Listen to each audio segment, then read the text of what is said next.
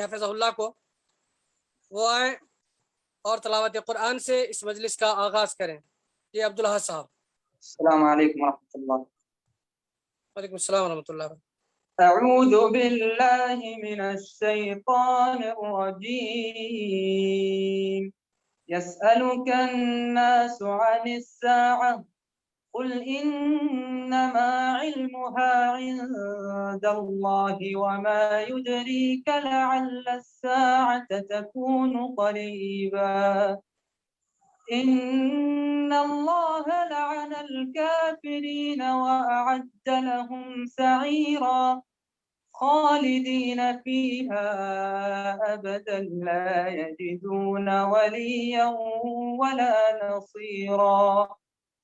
यौम तुक़ल्लबु वुजूहुहुम फिन्नार यक़ूलून या लैतना अतअना अल्लाह व अतअना अर्रसूला वक़ालू रब्बना इन्ना अतअना सादतना व कुबराअना फ़अضلूना अस्सबीला। रब्बना आतिहिम ضिअफ़ैन मिनल अज़ाबि वल्अन्हुम लअनन कबीरा। या अय्युहल्लज़ीना आमनू ला तकूनू कल्लज़ीना आदौ मूसा फबर्रअहु अल्लाहु मिम्मा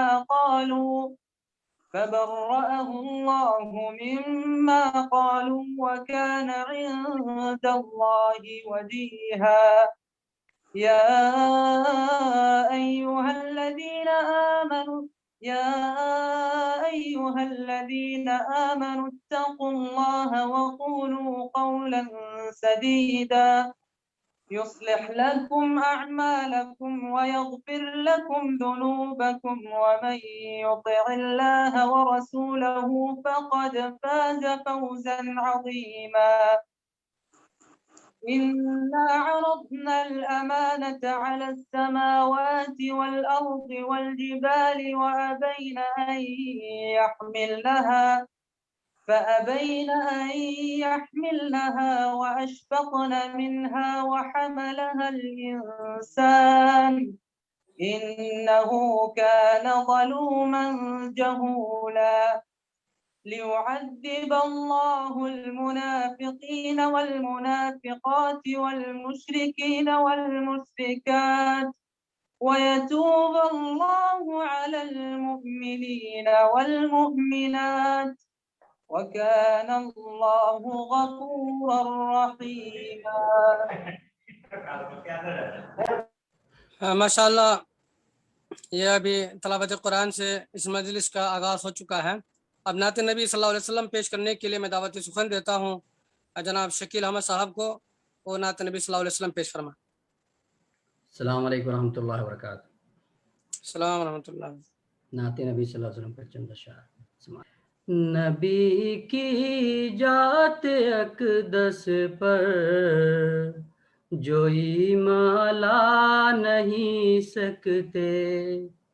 नबी की जात अक़दस पर जो ईमान ला नहीं सकते।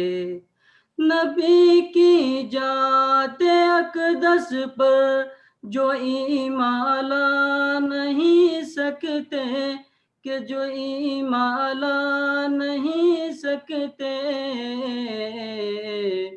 मेरा दावा है जन्नत में, मेरा दावा है जन्नत में, कभी वो जा नहीं सकते। मेरा दावा है जन्नत में, कभी वो जा नहीं सकते। नबूवत खत्म कर दी रब ने सरकारे दो आलम पर। नबूवत खत्म कर दी रब ने सरकारे दो आलम पर। नबूवत खत्म कर दी रब ने सरकारे दो आलम पर, के सरकारे दो आलम पर किसी के पास जिब्रीले, किसी के पास जिब्रीले अमी अब आ नहीं सकते, किसी के पास जिब्रीले अमी अब आ नहीं सकते।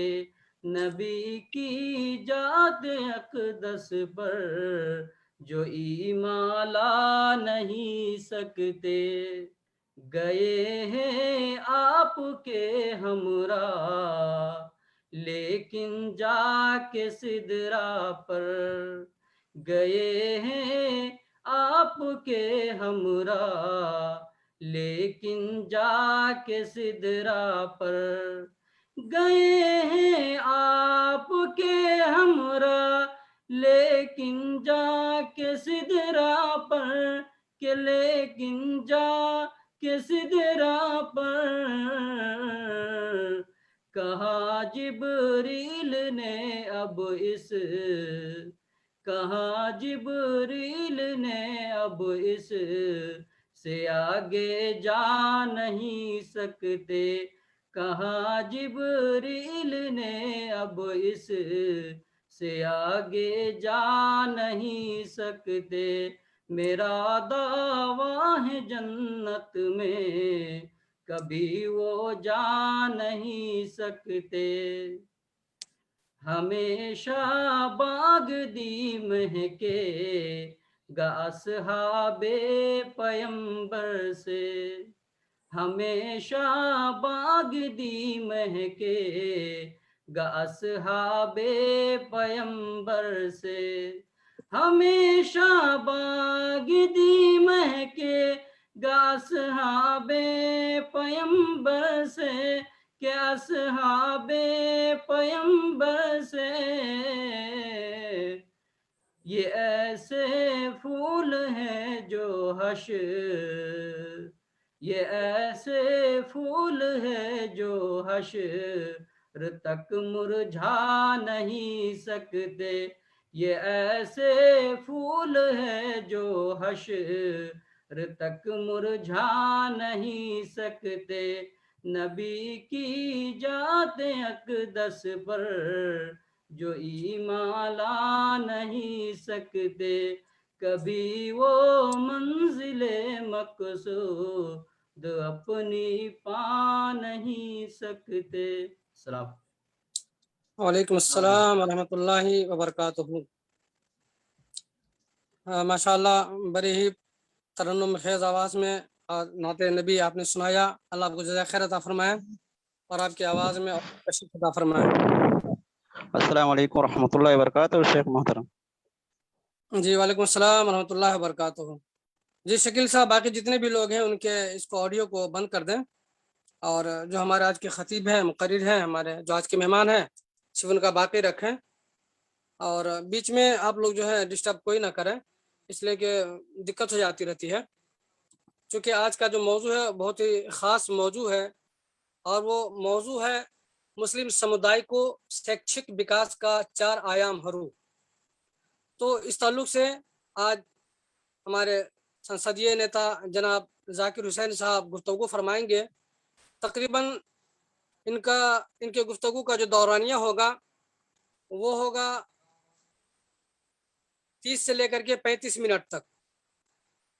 तो हम लोग जरा इसको देखें कि ये 4 आयाम क्या है, ताकि उस नेपाल में रह करके शिक्षा को, एजुकेशन को, तालीम को कैसे हम लोग आगे बढ़ा सकते हैं, उस ताल्लुक से ही आज ये गुफ्तगू फरमाएंगे। तो अब मैं ये स्टेज जनाब जाकिर साहब के हवाले करता हूँ। आप अपने मौजू की वजाहत फरमाएं जनाब जाकिर हुसैन साहब। जी अस्सलाम वालेकुम। मैंने आपने जो भेजा है, मैं असल में ताखिर की वजह से हम लोग ऑफिस नहीं जा पाए, तो मैंने अभी शकील साहब को भी और कलाम साहब को दोनों को भेज दिया है ना। पीडीएफ आप लोगों के पास गया होगा, देख लीजिए, और वो पीडीएफ जो है आप उसको कंप्यूटर में सेट कीजिए और जैसे जैसे जाकिर साहब बयान करेंगे, आपको बताएंगे, तो आप वो कंप्यूटर पे दिखा सकते हैं, शेयर कर सकते हैं। इस तरह से जैसे इससे पहले जो हमारे वो आसिफ खान साहब दिखाए थे या कलाम साहब आप दिखाए थे, इसी तरह से। तो जरा इसके ऊपर आप लोग ताउन फरमाएं, ठीक है। चलिए ये जाकिर भाई साहब। कलाम साहब तो उसको ओपन कीजिएगा, मैं वही शुरू करूंगा। मैं उधर इधर कोई भूमिका तमीज नहीं बांधूंगा, सीधा टॉपिक पे जाता हूँ। जी, किसी के से बहुत आवाज आ रही है, जरा उनको बताएं। जी जी जी, आ गया, ये देख लें। आ गया, ठीक है। इसको आप वो कर दीजिए, क्या कहते हैं, ये मेरे ख्याल से शायद आप ही जो है ना, जहाँ पे आप खड़े हैं या बैठे हैं, वहां पे शायद कंस्ट्रक्शन का काम चल रहा है क्या?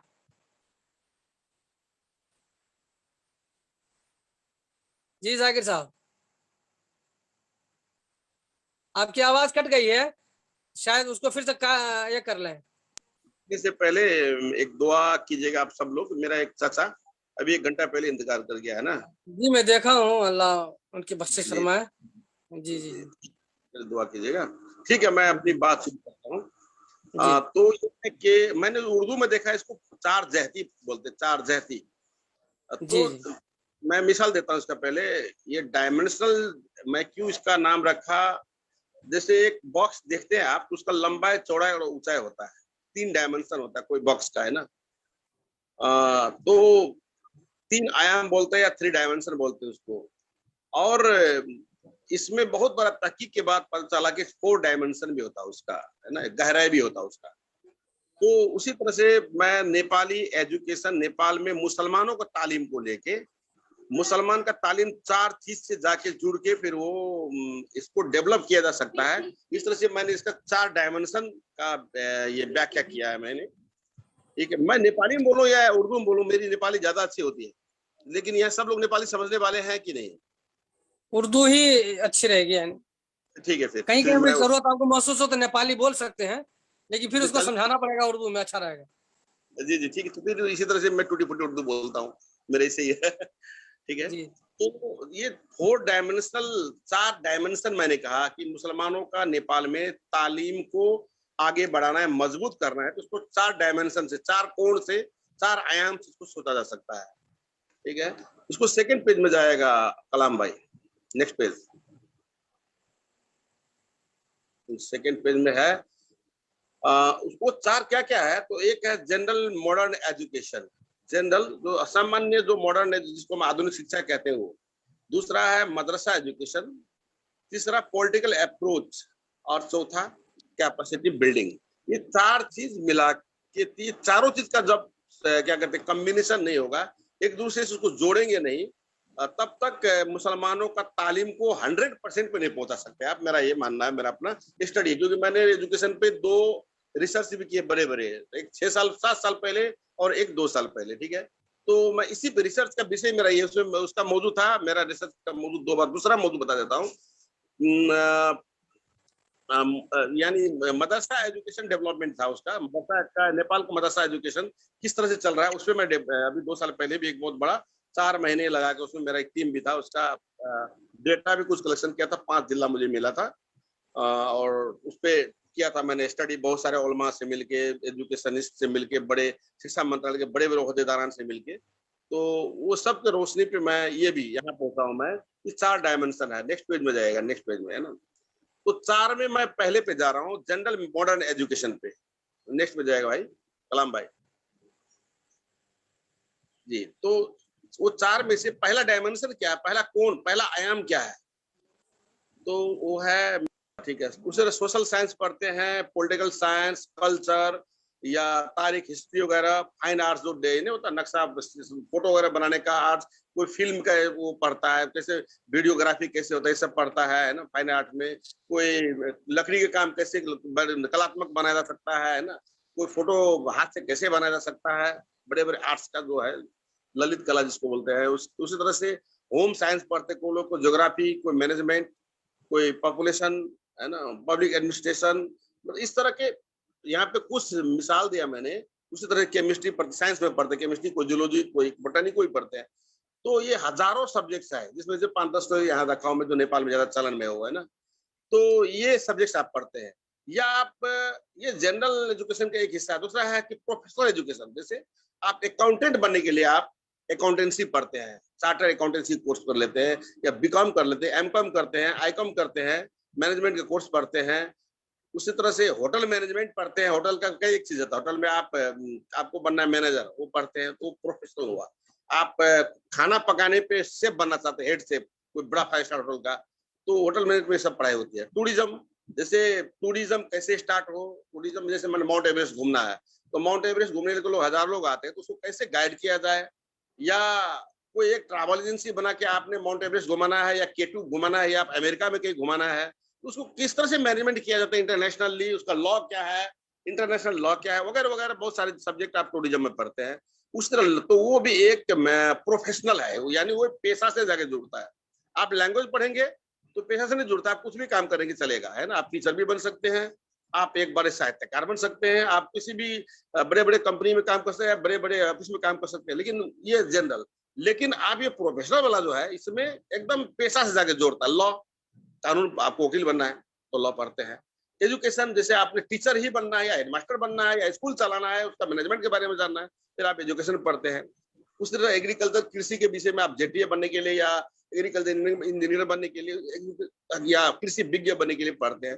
तो ये सब है प्रोफेशनल, यानी आपको किसी पेशा से जाके जोड़ देता है। तीसरा है टेक्निकल एजुकेशन, जैसे आप डॉक्टर बनते हैं, या आप फार्मेसी पढ़ लेते हैं, आप मेडिसिन बनाने का काम करते हैं, मेडिसिन बनाने के लिए पढ़ते हैं, या उसी तरह से मैनेजमेंट का कई पार्ट इसमें भी आता है। उसी तरह से इंजीनियरिंग पढ़ते, कोई भी सिविल इंजीनियरिंग पढ़िए, या इलेक्ट्रिक पढ़िए, या मैकेनिकल पढ़िए, है ना, या आप प्लेन बनाने की इंजीनियरिंग पढ़ते हैं, या आप रेलवे के बारे में पढ़ते इंजीनियरिंग, बहुत हजारों सब्जेक्ट्स है इसके। माइन का पढ़ते आप, यानी खानी के अंदर में मिट्टी के नीचे में जाके 100 किलोमीटर नीचे जाके आपको काम कर कोयला निकालना है, उसका इंजीनियरिंग पढ़ते हैं, या हीरा निकालना, डायमंड निकालना है, या आपको पेट्रोल निकालना समुद्र में घुस के, तो ये इंजीनियरिंग का एक पार्ट है, ठीक है। तो ये टेक्निकल इंजीनियरिंग है, ये सब पढ़ते। तो ये जनरल एजुकेशन का ये 3 हिस्सा मैंने बताया है, ठीक है। तो ये 4 जहती या 4 डायमेंशनल में एक है जनरल एजुकेशन में मुसलमानों को आगे आना होगा। जैसे नेपाल के कंटेक्स्ट में देख लीजिए, तो नेपाल में अगर 5000 सोचिए, अगर 25,000 डॉक्टर की जरूरत है, ठीक है, तो 2000 मुसलमान भी हो उसमें, यानी दूसरे जो समुदाय, दूसरे कम्युनिटी के लोग जहाँ पे है, वहां पे आपको भी अपने क्या कहते हैं पॉपुलेशन, अपने जनसंख्या के मुताबिक आपका भी हिस्सेदारी वहां पे हो। क्यों? तभी आप पढ़ेंगे, तब वहां जाएंगे। आपको मेडिकल कॉलेज का VC बनना है, वाइस चांसलर, प्राइम मिनिस्टर के बाद जो पोस्ट होता है, तो उसके लिए मेडिकल, ठीक है।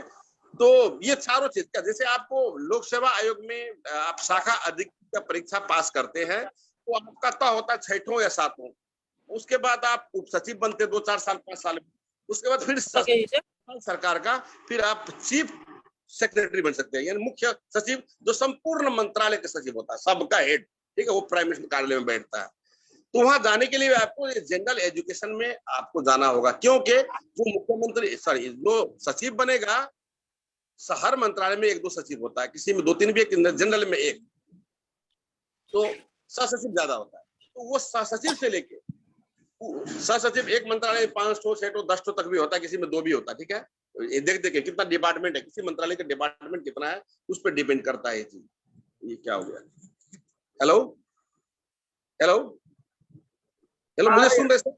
यस आ रही आवाज आपकी, यस आ रही है। मैं डिस्टर्ब देख रहा था इसलिए। तो यानी आप जनरल एजुकेशन में आगे बढ़ते हैं, तो राज्य का, स्टेट का जो बड़े बड़े पोस्ट में जहां पे पॉलिसी बनता है, फिर वहां आप पहुंच सकते हैं, वरना नहीं पहुंच सकते। तो जहां पॉलिसी बनता है वहां आप नहीं रहेंगे, तो आपके बारे में जो दूसरे गैर है, इतना ईमानदार तो नहीं है, ईमानदार नहीं है, तो फिर आपके बारे में कौन लिखेगा? तो अभी तक जो हम आप भोग रहे उसका वजह यही है, जो ब्यूरोक्रेसी है, पियोन से लेके, है ना, पियोन एकदम छोटा सा ऑफिस में जो वो सफाई करता है, उससे लेके ऊपर मुख्य सचिव तक, चाहे वो पुलिस डिपार्टमेंट में हो, या सैनिक के डिपार्टमेंट में हो, IGP हो, या एक सामान्य सिपाही या इंस्पेक्टर हो, से लेके IGP तक। उसी तरह से मेडिकल लाइन में जाइए तो जो सुपरिटेंडेंट सबसे बड़ा, किसी मेडिकल कॉलेज सबसे बड़ा पद होता है, वहां से लेके न्यू प्यून तक, नर्स तक, उसी तरह से ऑफिसों में। तो ये जो सबसे टॉप पोस्ट में जब तक आपका वो लोग नहीं पहुंचेंगे तब तक आपके बारे में अच्छा पॉलिसी किसी भी, जैसे स्वास्थ्य पॉलिसी है उसमें मुसलमानों से जुड़ा सकता है बहुत चीज, शिक्षा का पॉलिसी है नेपाली मदरसा के बारे में पॉलिसी जुड़ सकता है, या नेपाली मुसलमानों का एजुकेशन को कैसे बढ़ा जाए वो चीज जुड़ सकता है। तो वहां नहीं पहुंच रहा है। तो वहां पहुंचने के लिए हमें ये जो जनरल एजुकेशन का 3 हिस्सा मैंने बताया, एक आर्ट्स ह्यूमैनिटीज में, दूसरा प्रोफेशनल में कॉमर्स वगैरह, इसी तरह तीसरा में टेक्निकल एजुकेशन में, तीनों साइड से सचिव होता है, तीनों साइड से पॉलिसी मेकिंग होता है। तो फिर आपका वो जगह बनेगा पॉलिटिकली, या आपके कम्युनिटी के बारे में पॉलिसी तब बन सकता है। ये है, इसको मैंने जनरल एजुकेशन में रखा। अब जाएगा सेकंड पेज में। हेलो, पेज चेंज कीजिएगा, इसके बाद वाला पेज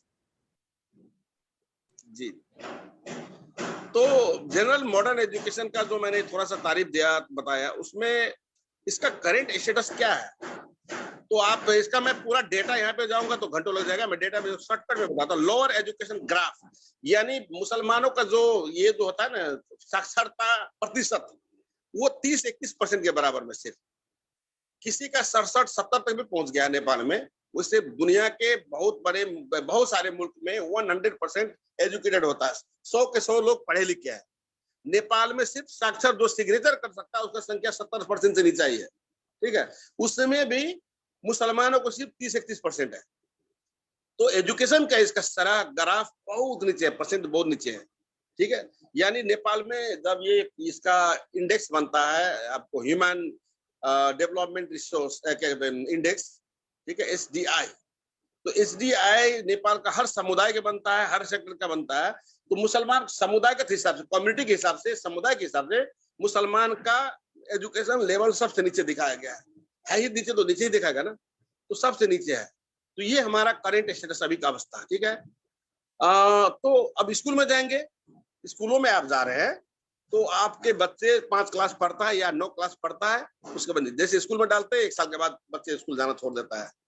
बहुत कम बच्चे स्कूल में रह जाते हैं। या मदरसा कहीं ले लीजिए, कहीं भी, या टेक्निकल एजुकेशन में लीजिए, आपने नर्स में पढ़ाना शुरू कर दिया, 1 साल के बाद कोई छोड़ देता है।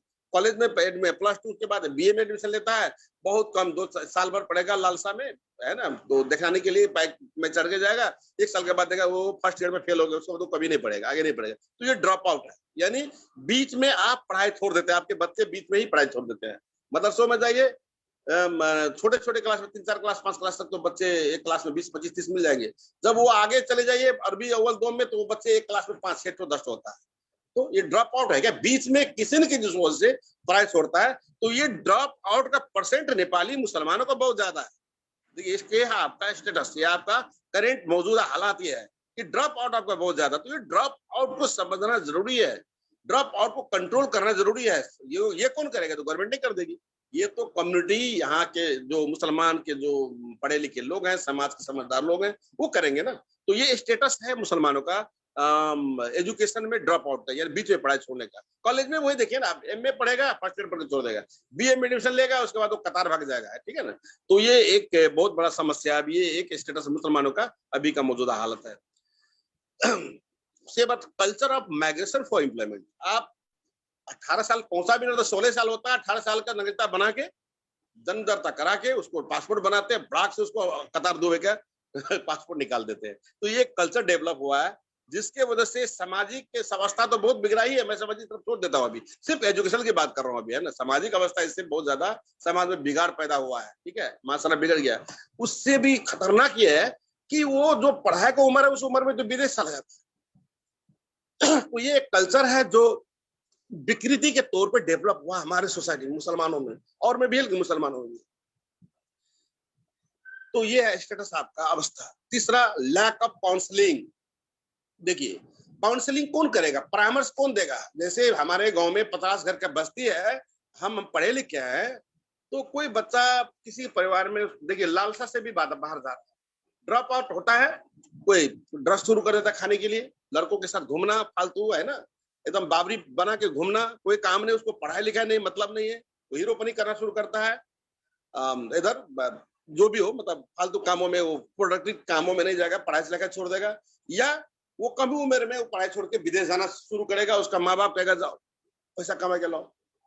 तो ऐसे लोगों को, ऐसे बच्चों को और फिर ऐसे गार्जियंस को काउंसलिंग का सिस्टम नेपाली मुसलमान में बहुत कम है। बहुत कम लोग हैं जो दूसरे को समझाते, नहीं समझाते, कम से बाबू इसको कम से कम +2 पढ़ा के विदेश भेजो ना, वो ज्यादा कमाएगा। तुम 2 साल को और मेहनत कर लो अपने बच्चों के लिए, फिर आप उसको भेजो। या +2 पढ़ के कोई जाना चाहते उसके बाद 2-3 साल तो 3 साल और BA पढ़ा लो, है ना, कोई सब्जेक्ट पढ़ लो, या कोई इसको ओवरसीयर के कोर्स में डाल दो, टेक्निकल पढ़ेगा, वो 15,000 रियाल कमाएगा, ऐसे जाएगा तो 1,000, 2,000, 1,500 कमाएगा।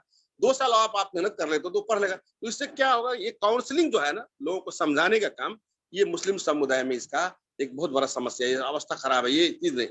तीसरा पॉवर्टी है, गरीबी बहुत ज्यादा है।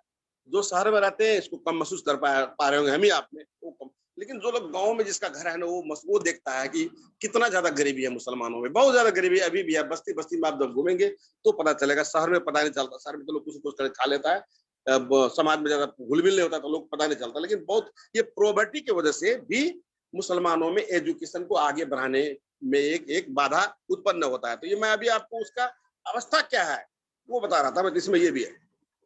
उसके बाद गर्ल्स स्कूलिंग प्रॉब्लम, आप अपनी बेटियों को कहाँ पढ़ाएंगे? आपको डर लगता है, आप डरते हैं कि मैं कैसे अपनी बेटी को स्कूल में भेज दूं, मेरी बेटी बिगड़ जाएगी, है ना। तो ये सिचुएशन है कि मुसलमानों के लिए, जैसे बहुत सारे मुल्कों में लड़कियों का स्कूल जगह जगह खुलता है, तो हमारे यहाँ ऐसा नहीं है, जिसकी वजह से नेपाली मुस्लिम जो फीमेल है, लड़कियां हैं, उसको स्कूल भेजने, हायर एजुकेशन के लिए भेजने में लोग डरते हैं। समाज में उसका, जैसे मैं अपना मिसाल देता हूँ, मेरी एक भतीजी MA का स्टूडेंट है, ठीक है, वो कॉलेज पढ़ने जाते हैं, हम लोग को डर लगता रहता है। हम लोग पढ़े लिखे आदमी भी डरते हैं, क्या होगा, कुछ घटना न हो जाएगी, या लड़की मेरे भी करना जाए, है ना, वो माहौल में खराब हो जाए, होता है ऐसा, फिर होते भी आया। तो ये गर्ल्स स्कूल कम से कम गांव में नहीं तो शहर में तो एक हो, है ना। जो 30-40 तो शहर है जहाँ मुसलमानों की संख्या अच्छा खासा है, वहाँ कोई एक स्कूल ऐसा खुलता है जिसमें सिर्फ लड़की होता है, तो फिर वहां पे आपने कम डरते आप। तो ये भी एक अवस्था ही ऐसा है मुल्क का। हाँ, तो कहीं कहीं पे अब क्या हुआ कि मदरसा में बना, तो लड़कियों का मदरसा है वो खुलना शुरू हुआ थोड़ा सा, लेकिन उसका भी अवस्था में जाएंगे स्टेटस में तो बुरा हाल है, अच्छा नहीं है। क्या उसका अच्छा हाल नहीं, उसमें पढ़ाई अच्छी नहीं हो पा रही है, उसमें टीचर्स को तनख्वाह टाइम में नहीं दे पाते, अच्छा तनख्वाह नहीं देता तो अच्छे टीचर्स नहीं, ठीक है। और वहाँ भेजते कौन है, तो जो गरीब लोग हैं उसके बच्चे जाते, जो अमीर है, जो पढ़ा लिखा, जो पैसे वाला है, वो भी भेजो ना मदरसा में, वो नहीं भेजते हैं। तो ये स्टेटस है, ये हमारा अवस्था है। उसके बाद तीसरा ये भी कि स्कूल गाँव में है, मावी स्कूल, सेकेंडरी स्कूल भी है, लेकिन उसका पढ़ाई का कंडीशन इतना खराब है कि अगर हम चाहेंगे कि हम हायर एजुकेशन अपने बच्चों को दे, हम MA तक पढ़ाएंगे, हम डॉक्टर बनेंगे, इंजीनियर बनेंगे, तो अभी रूल है नेपाल में कि आप अगर सरकारी स्कूल में अपने बच्चों को SLC कराते हैं तो आपको स्कॉलरशिप मिलेगा।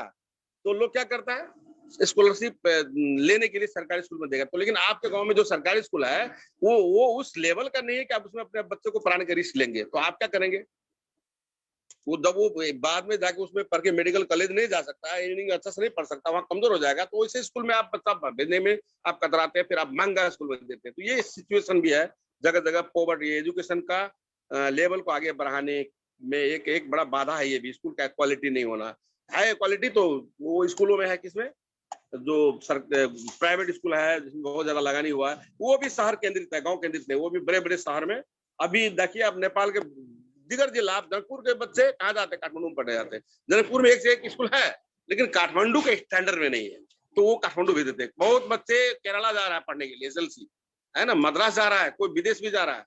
तो स्टैंडर्ड ऑफ एजुकेशन की भी कमी है। दूसरी तरफ ये बहुत महंगा भी हो गया है।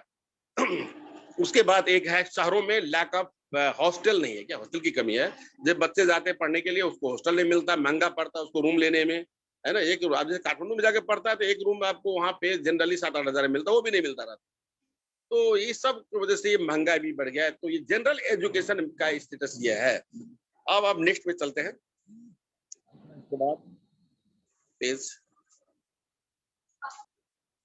तो मैं इसमें रिकमेंडेशन, मेरा सिफारिश है कुछ इसके लिए, क्या ये यानी जनरल एजुकेशन को आगे बढ़ाने में, एक तो establishment of modern school and colleges with some necessary दीनी सब्जेक्ट। ऐसा कॉलेज स्कूल शहरों में नजदीक नजदीक गांव में खुले स्कूल और कॉलेज जहां मुसलमानों की आबादी अच्छी है, तो मुसलमान लोग खोले स्कूल या कॉलेज, दोनों चीज, जिसमें दीनी तालीम का भी एक दो सब्जेक्ट दीनी तालीम में दे, तो आपके बच्चे उसी स्कूल में जाएगा, क्योंकि स्कूल में आपने दीनी भी रख दिया, प्लस कर दिया है शुरू से, एक क्लास से ही, या मान लीजिए 10 क्लास तक स्कूल खोलते हैं, तो जो बच्चे दूसरे बोर्डिंग स्कूल में जाएगा जहाँ पे दीनी तालीम होती नहीं, तो आप मुसलमान जो होगा वो ऑटोमेटिक आपके ही स्कूल में भेजेगा, तो आपने स्टैंडर्ड भी मेंटेन करेंगे दूसरे स्कूल के बराबर। प्राइवेट स्कूल खोल रहे हैं आप, प्राइवेट में आप लगानी कर रहे हैं और मुसलमान के स्टूडेंट को तानना भी चाह रहे हैं अपनी तरफ, तो आप दीनी स्टूडेंट रख, दीनी तालीम में कुछ सब्जेक्ट जैसे अरबी है या दुनिया का कुछ सब्जेक्ट उसमें डाल देते हैं। अभी तो गवर्नमेंट ने भी इस तरह का सिलेबस बना दिया, अभी जस्ट अभी बन भी रहा है ना, तो उस सब्जेक्ट भी डाल अगर देते हैं तो वो स्कूल में जो दीगर स्कूल में जा रहे हैं वो बच्चे आपके यहाँ आएंगे। तो ये इसीलिए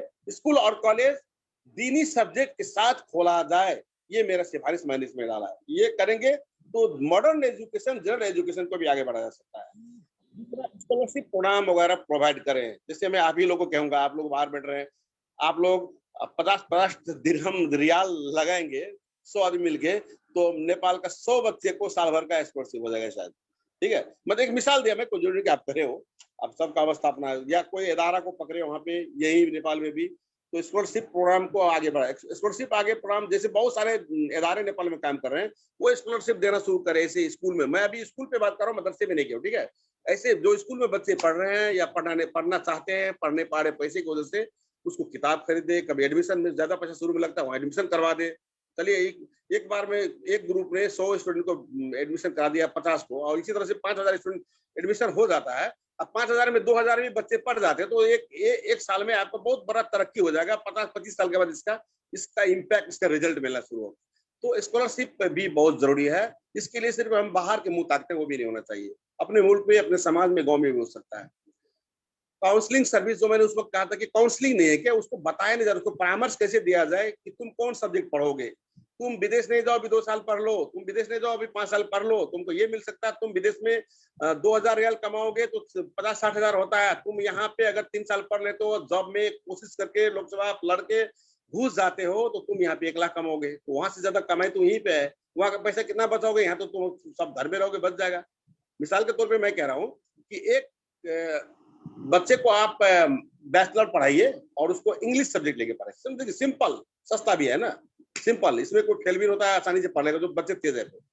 बीए पास इंग्लिश सब्जेक्ट को करते हैं, इंग्लिश मेजर इंग्लिश लेके, उसको नेपाल में 50-60 हजार तनख्वाह का नौकरी ढूंढने में उसको 10 दिन भी नहीं लगेगा, 10 दिन भी नहीं। अब देखिए, न उसको विदेश जाने में पैसा लग रहा है, उसके लिए एजुकेशन भी हासिल किया, मस्त रहेगा यहाँ पे इज्जत के साथ, और वो आप विदेश में जितना कमा उससे ज्यादा कमाएगा, फिर बाद में उसका बढ़ते चला जाएगा। इंग्लिश सब्जेक्ट से पढ़ा आदमी को नेपाल में जॉब का कोई समस्या नहीं है। कोई अगर आप लोग के पास इस तरह का है, क्वालिफाइड हो, बंदा से पढ़ लिया इंग्लिश और उसको आती इंग्लिश, तो मेरे पास भेज देगा, मैं 10-20 लोग को नौकरी लगाने में मुझे टाइम नहीं लगेगा, इंग्लिश के बाद क्या मांगे, ठीक है। तो मैं एक मिसाल दिया, इस तरह से लोगों को काउंसलिंग किया जा सकता है ना। 3 साल का कोर्स, एसएलसी कीजिए, 3 साल में आप ओवरसियर बन जाइए, 3 साल में आप नर्स बन जाइए, 3 साल में आप एचए हेल्थ असिस्टेंट बन जाइए, खुद अपना दुकान खोलिए, 50,000 से तनख्वाह वो लगा के आप 1 लाख रुपया महीना कमाने लगेंगे। तो एजुकेशन भी हुआ, अपने समाज में रह गए आप, और आप उसके बाद आप घर में बैठे पढ़ते रहिए प्राइवेटली, तो एजुकेशन इस तरह से आगे बढ़ सकता है। तो काउंसलिंग जरूरी है, इसकी भी रिकमेंडेशन करूंगा मैं, इससे सिफारिश करता हूं मैं। नेशनल एजुकेशन मूवमेंट एक होना चाहिए, ये मैं लास्ट में इसको रखूंगा। उसके बाद स्टॉप ड्रॉप आउट जो विद्यार्थी स्कूल जाना बीच में छोड़ता है, कॉलेज में बीच में जाके छोड़ता है, उसको बंद करने के लिए या उसको कंट्रोल करने के लिए, उसको न्यूनीकरण, मिनिमाइज करने के लिए कि ड्रॉप आउट कम हो। ये स्लाइड हट गया यहाँ से, कलाम भाई देख रहे, स्लाइड हट गया, ठीक है, उसको लाइएगा। तो ड्रॉप आउट को कम करने के लिए, ड्रॉप आउट होगा 100% तो आप इसको नहीं कर सकते हैं ना, लेकिन अगर अभी आपका ड्रॉप आउट 20% है तो 5% में झाड़ने के लिए मुहिम तो चला सकते हैं। मुहिम चलाना बहुत मुश्किल नहीं है, हर समाज में पढ़े लिखे लोग हैं, वो उसमें उस लोगों को समझा सकता है, देख सकता है। मदरसों में जाइए, मदारिस में बच्चे भाग जाते हैं, तो मदारिस के जो जिम्मेदार लोग हैं वो समाज में मुहिम चला सकता है ड्रॉप आउट को कम करने के लिए। कॉलेज का ड्रॉप आउट को होने की वजह क्या है, एक तो लफंगागिरी, गार्जियन का सीरियस ना होना, लड़के बिगड़ जाना, लड़के लड़कियां दोनों की बात कर रहा हूँ मैं, है ना। बिगड़ जाने का मतलब वो खराब काम है ना, इसे लत लग गया, स्कूल जाने का मन नहीं कर रहा है, कुछ काम नहीं कर रहा, घर में गार्जियन को नहीं टेर रहा है, तो काउंसलिंग कर सकते हैं। इसके लिए समाज के लोग कर सकता है, मदरसा मदारिस चलाने वाले कर, मदरसे के बारे में कर सकता है, मदरसे से क्यों पढ़ाई छोड़ के हट रहा है। उसी तरह विदेश जाने का भी वजह है, तो उसको भी विदेश जाने से अच्छा पढ़ो। ये कुछ देर के बाद जिसका बहुत स्थिति खराब है उसको आप रोक भी नहीं सकते, वो दूसरा मामला हुआ, ठीक है। तो ड्रॉप आउट को रोकने के लिए मुहिम चलाना चाहिए। उसके बाद एक क्या कहा था मैंने, एस्टेब्लिशिंग सफिशिएंट नंबर ऑफ हलाल फ्रेंडली हॉस्टल्स। हाँ, शहरों में हलाल फ्रेंडली हॉस्टल यानी हलाल फूड के साथ, हलाल खाना के साथ हॉस्टल का स्थापना शहरों में हो। जिला में जो शहर है उसमें भी हो, जो क्योंकि गांव के बच्चे सदर मुकाम में आके जो अच्छे स्कूल उसमें पढ़ते हैं, उससे भी ज्यादा काठमांडू चले जाते हैं। तो वहाँ पे जहां जहां मुसलमानों के बच्चा 10-50 के तादाद में है, वहाँ पे हलाल जो ये होता है हॉस्टल मिलता है, तो उसको आसानी होती है। तो काठमांडू में मैंने देखा कुछ हॉस्टल मुसलमानों ने खोला है अल्हम्दुलिल्लाह, जिसकी वजह से मुसलमान बच्चों को आसानी होती है। तो ये भी एजुकेशन को आगे बढ़ाने में एक महत्वपूर्ण चीज है। उसके बाद एजुकेशनल अवेयरनेस प्रोग्राम यानी शैक्षिक जागरण अभियान, कि बच्चों को पढ़ाओ एडमिशन कराओ तो स्कूल में, है ना। ये जागरण, ड्रॉप आउट से रोको, विदेश जाने से रोको, पढ़ने दो, पढ़ने के बाद ये होता है वो होता है। उसके बाद पढ़ाई के बाद फिर उसको जॉब में ले जाने के लिए भी काउंसलिंग, उसको सहयोग करना, उसको सपोर्ट करना, उसको सिखाना, भाई ये करो, लोकसभा की तैयारी यहाँ होता है यहाँ कर लो, फ्री में वहां पे होता है वहां कर लो। उसके बाद और भी जैसे पॉलिटिकल लोग हैं उसको अप्रोच करके उसको जॉब दिलाने में कोशिश करें, तो ये भी। उसमें मैं यहाँ पे लास्ट में देखा हूँ एडमिशन कैंपेनिंग फॉर चिल्ड्रेन। हमारे गांव घर में बच्चों को एडमिशन कराया ही नहीं जाता है। बच्चे 3 साल के बाद पढ़ने का टाइम आ जाता है 3-4 साल में, लेकिन उसको 6 साल तक वो एडमिशन भी नहीं कराता है। तो कैंपेनिंग कौन करेंगे? तो जो वहाँ के पढ़े लिखे लोग हैं, जो एजुकेशन से जुड़ा है, जो मदरसा से जुड़ा है, जो स्कूल से जुड़ा है, या वो समाज के को लीडरशिप कर रहा है किसी भी तरीके से, सामाजिक टाइप से या राजनीतिक टाइप से, है ना। जिस तरह से भी लीडरशिप कर रहा हो समाज का हुआ है, वो बच्चों को जब एडमिशन का टाइम होता है, चाहे मदरसों के एडमिशन का टाइम या स्कूल के एडमिशन का टाइम, उस वक्त सारे के सारे बच्चे का डाटा कलेक्शन करे, भाई कौन कौन घर का बच्चा कहाँ जा रहा है, जा रहा है, कहीं तो जाए पढ़ने के लिए, ये कैंपेनिंग चलाए। और लास्ट पॉइंट जो है मैं बीच में लिख दिया था, नेशनल एजुकेशन मूवमेंट। नेपाल में जैसे हम लोगों ने, आपको याद है 6-7 साल पहले, 5 साल पहले तक, 2069 से लेकर 2072 तक राष्ट्र मुस्लिम संघर्ष गठबंधन के तहत हम लोग पॉलिटिकल मूवमेंट में काम किया है ना। नेशनल पॉलिटिकल मूवमेंट था वो एक राष्ट्रीय राजनीतिक आंदोलन था मुसलमानों की तरफ से। ऐसा नेपाल में पहले ही हुआ, जब 69 से पहले नहीं हुआ था उस तरह से, है ना। तो वो एक मूवमेंट था, तो उससे कुछ अचीवमेंट मिला, बाद में किसी वजह से फेल हुआ, वो दूसरा ही सब्जेक्ट है, उसमें भी कभी बहस किया जा सकता है। उसमें बहुत ज्यादा चीजें हैं, है ना, आंतरिक रूप में बहुत लड़ाई है मुसलमानों के बीच में। लेकिन अभी मैं यहाँ जो बात कर रहा हूँ एजुकेशन मूवमेंट का, नेपाल में एजुकेशन को, मुसलमान के एजुकेशन को आगे बढ़ाने का एक राष्ट्रीय स्तर पे मूवमेंट होना चाहिए, आंदोलन होना। आंदोलन का मतलब नहीं कि सड़क भेजा है, आंदोलन का मतलब, मूवमेंट का मतलब कि आप उसमें हरकत में आ जाएं, कि हम एक राष्ट्रीय स्तर में सबको एक जगह हो, सारे मसलक के लोगों को एक जगह आना पड़ेगा, सारे राजनीतिक फिक्र के लोगों को एक जगह आना पड़ेगा। जब एक जगह आएगा तो ये सारी चीज पे हम लोग वर्किंग कर सकते हैं, वो एक राष्ट्रीय मूवमेंट होगा। ठीक है, अब नेक्स्ट में जाएगा सर, दूसरा से मैं ज्यादा बोलूंगा तो मैं अब शॉर्ट में जाऊंगा, ठीक है, नहीं आगे भाग गया। हाँ ठीक है, ये दूसरा मैं 4 जहती कहा था, यानी 4 डायमेंशनल, 4 आयाम। तो एक आयाम को मैंने यहाँ पे national movement of education among the Muslim, मुसलमानों के अंदर में राष्ट्रीय मूवमेंट चलाया जाए शिक्षा को लेके, तालीम को लेके, इसका सबका जिस्ट वहां पे आके मिलता है। वो अगर करेंगे तो सारे सब्जेक्ट जो भी अभी मैं बोला या और भी हो सकता है जो मेरे ध्यान में नहीं गया, वो सब पे एक एक चीजों में छलफल, डिबेट हो, छलफल हो आपस में, इसको कैसे इसका ये काम किसको जिम्मेदारी दे, इसको फलाने को जिम्मेदारी दिया जाए। तो ये कुछ सालों में मैं इसको ये मानता हूँ कि इसका लक्ष्य निर्धारण हो कि 100% एजुकेटेड, नहीं लिटरेट नहीं, लिटरेट कहते कि थोड़ा बहुत पढ़ लिखना आ गया, साइन करना आ गया, थोड़ा बहुत कॉलम पत्रिका पढ़ लेते हैं आप, उसको तो कहते लिटरेट हो जाना, कि आप कम से कम साक्षर हो गए। साक्षर नहीं, मैं एजुकेटेड कर रहा हूँ कि वो कम से कम मैट्रिक तक तो पढ़े। 5 क्लास को हम एजुकेटेड नहीं कह सकते, वो तो साक्षर हो गया, 5 क्लास पढ़ के छोड़ दिया तो पढ़ा।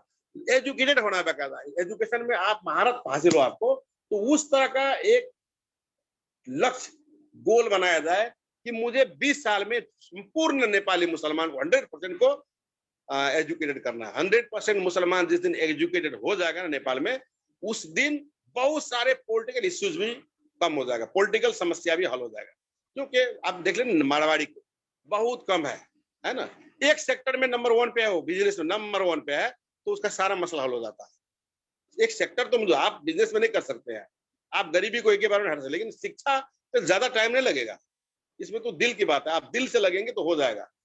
जो 2-4% गरीब लोग हैं आपके गांव में, उसको तो जो अमीर है उसको ज़कात के फंड से पढ़ लेगा। तो एक मुहिम होना चाहिए, वो मुहिम नहीं चला है क्या, मुश्तरका मुहिम, जिसको मैंने नेशनल मूवमेंट कहा।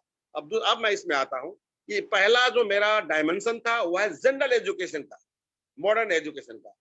मैं मॉडर्न भी नहीं कहता, मॉडर्न तो मदरसा भी मॉडर्न एजुकेशन है ना।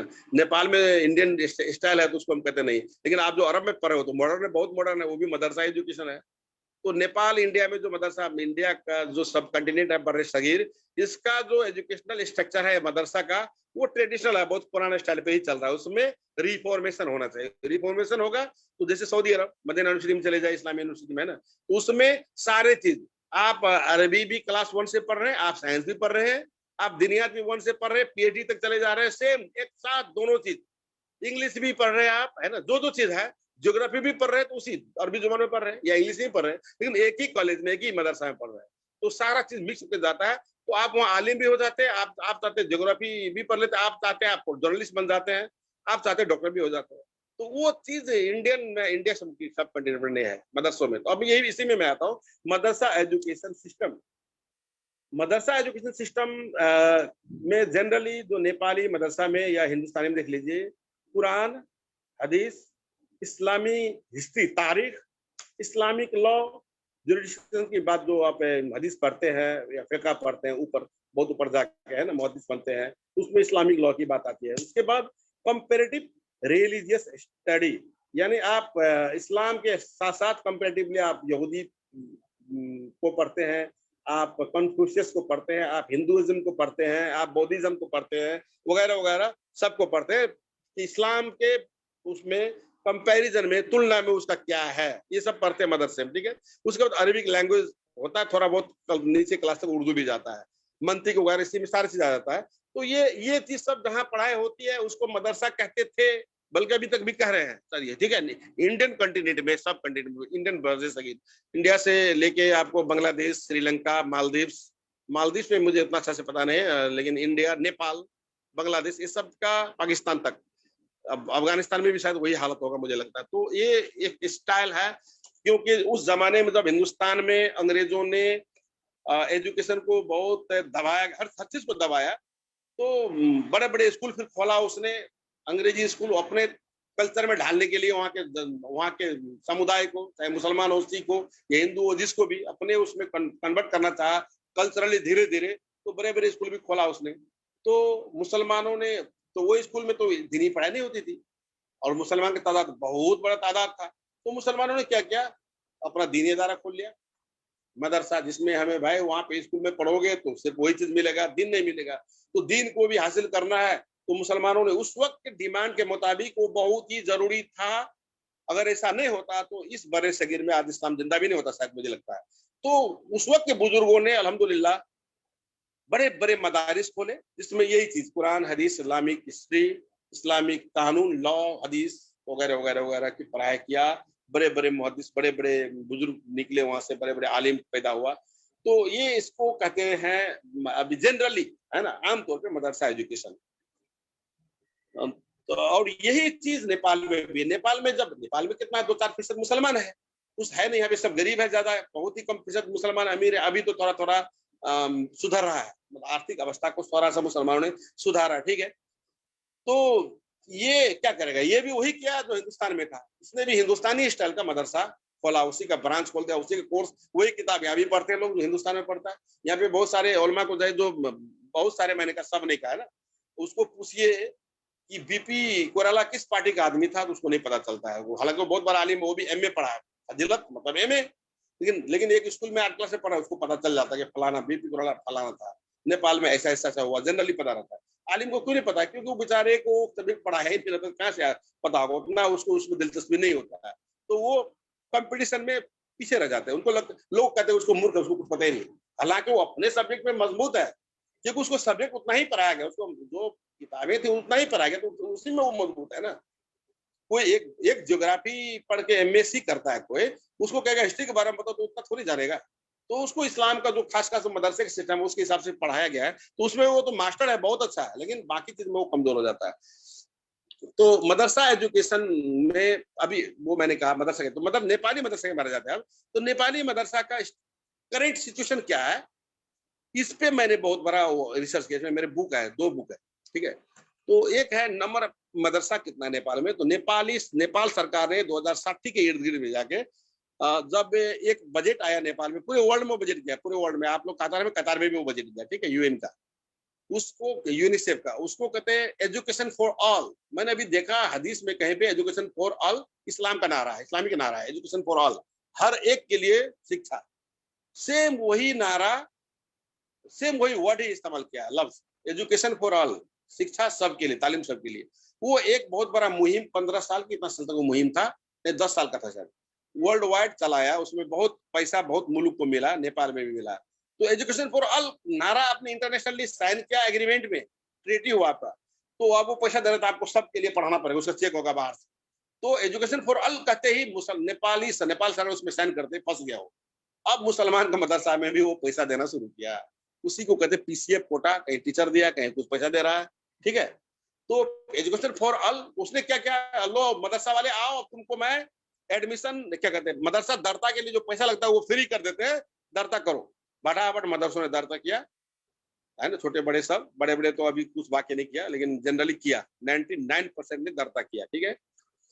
पूरे नेपाल की बात करो, किसी किसी एक जिला में तो गोलता में मैं देखा बहुत ने कराया नहीं था 5 साल पहले, अब धीरे धीरे कराया है। तो वो जो दरता कराया, तो उसका तादाद नेपाल में 1000 के इर्द गिर्द, कभी बढ़ता कभी घटता, फिर पता नहीं क्यों घटता है, वो समझ में नहीं आ रहा है, उसका समझ में हमें अभी तक नहीं। मैं शिक्षा मंत्रालय में, शिक्षा विभाग में जब भी रिपोर्ट लिया तो 850 तक भी पहुंच गया, कभी 1192 था, 1200, तो 1000 के इर्द गिर्द आगे पीछे है रजिस्टर्ड संस्था। और जो रजिस्टर्ड नहीं, जो बड़े कुछ इदारा है उसने रजिस्टर नहीं करा, उसका तादाद ज्यादा नहीं होगा, 10-20 होगा, ठीक है, बड़ा बड़ा इदारा। वो डरता है कि नेपाल का पॉलिसी क्या है, नहीं है, अभी दरता करा लेंगे 2-4 लाख रुपए मिलेगा नहीं मिलेगा, तो वो नहीं कराया। मुझे भी अच्छा लगा, क्योंकि हड़बड़ में करना भी नहीं चाहिए। तो छोटे मदारिस मकतब उसने कराया, तो उसका तादाद 1000-1200 के इर्द गिर्द में है। लेकिन जो सब मिला के कहेंगे, जो जैसे कहीं जगह मस्जिद में 20-15 बच्चे पढ़ते हैं, छोटे छोटे इदारा है, उसको दरता में सबको जोड़ेंगे तो 2000 से 3000 तक भी, जिसको मदरसा ही कह सकते, मकतब कहिए, वो है नेपाल में, ठीक है।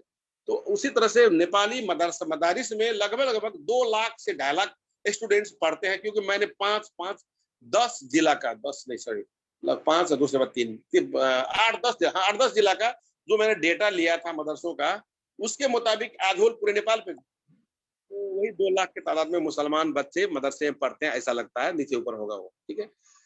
उसी तरह नंबर ऑफ टीचर है स्टाफ का, एक स्कूल में जनरली बड़ा में 40 तक भी मैंने देखा, छोटा में 1-2, यानी 5-6 टीचर के एवरेज में मदारिस में 5-6 टीचर्स हैं हर मदरसे में, समझिए, है ना, स्टाफ सब मिला के।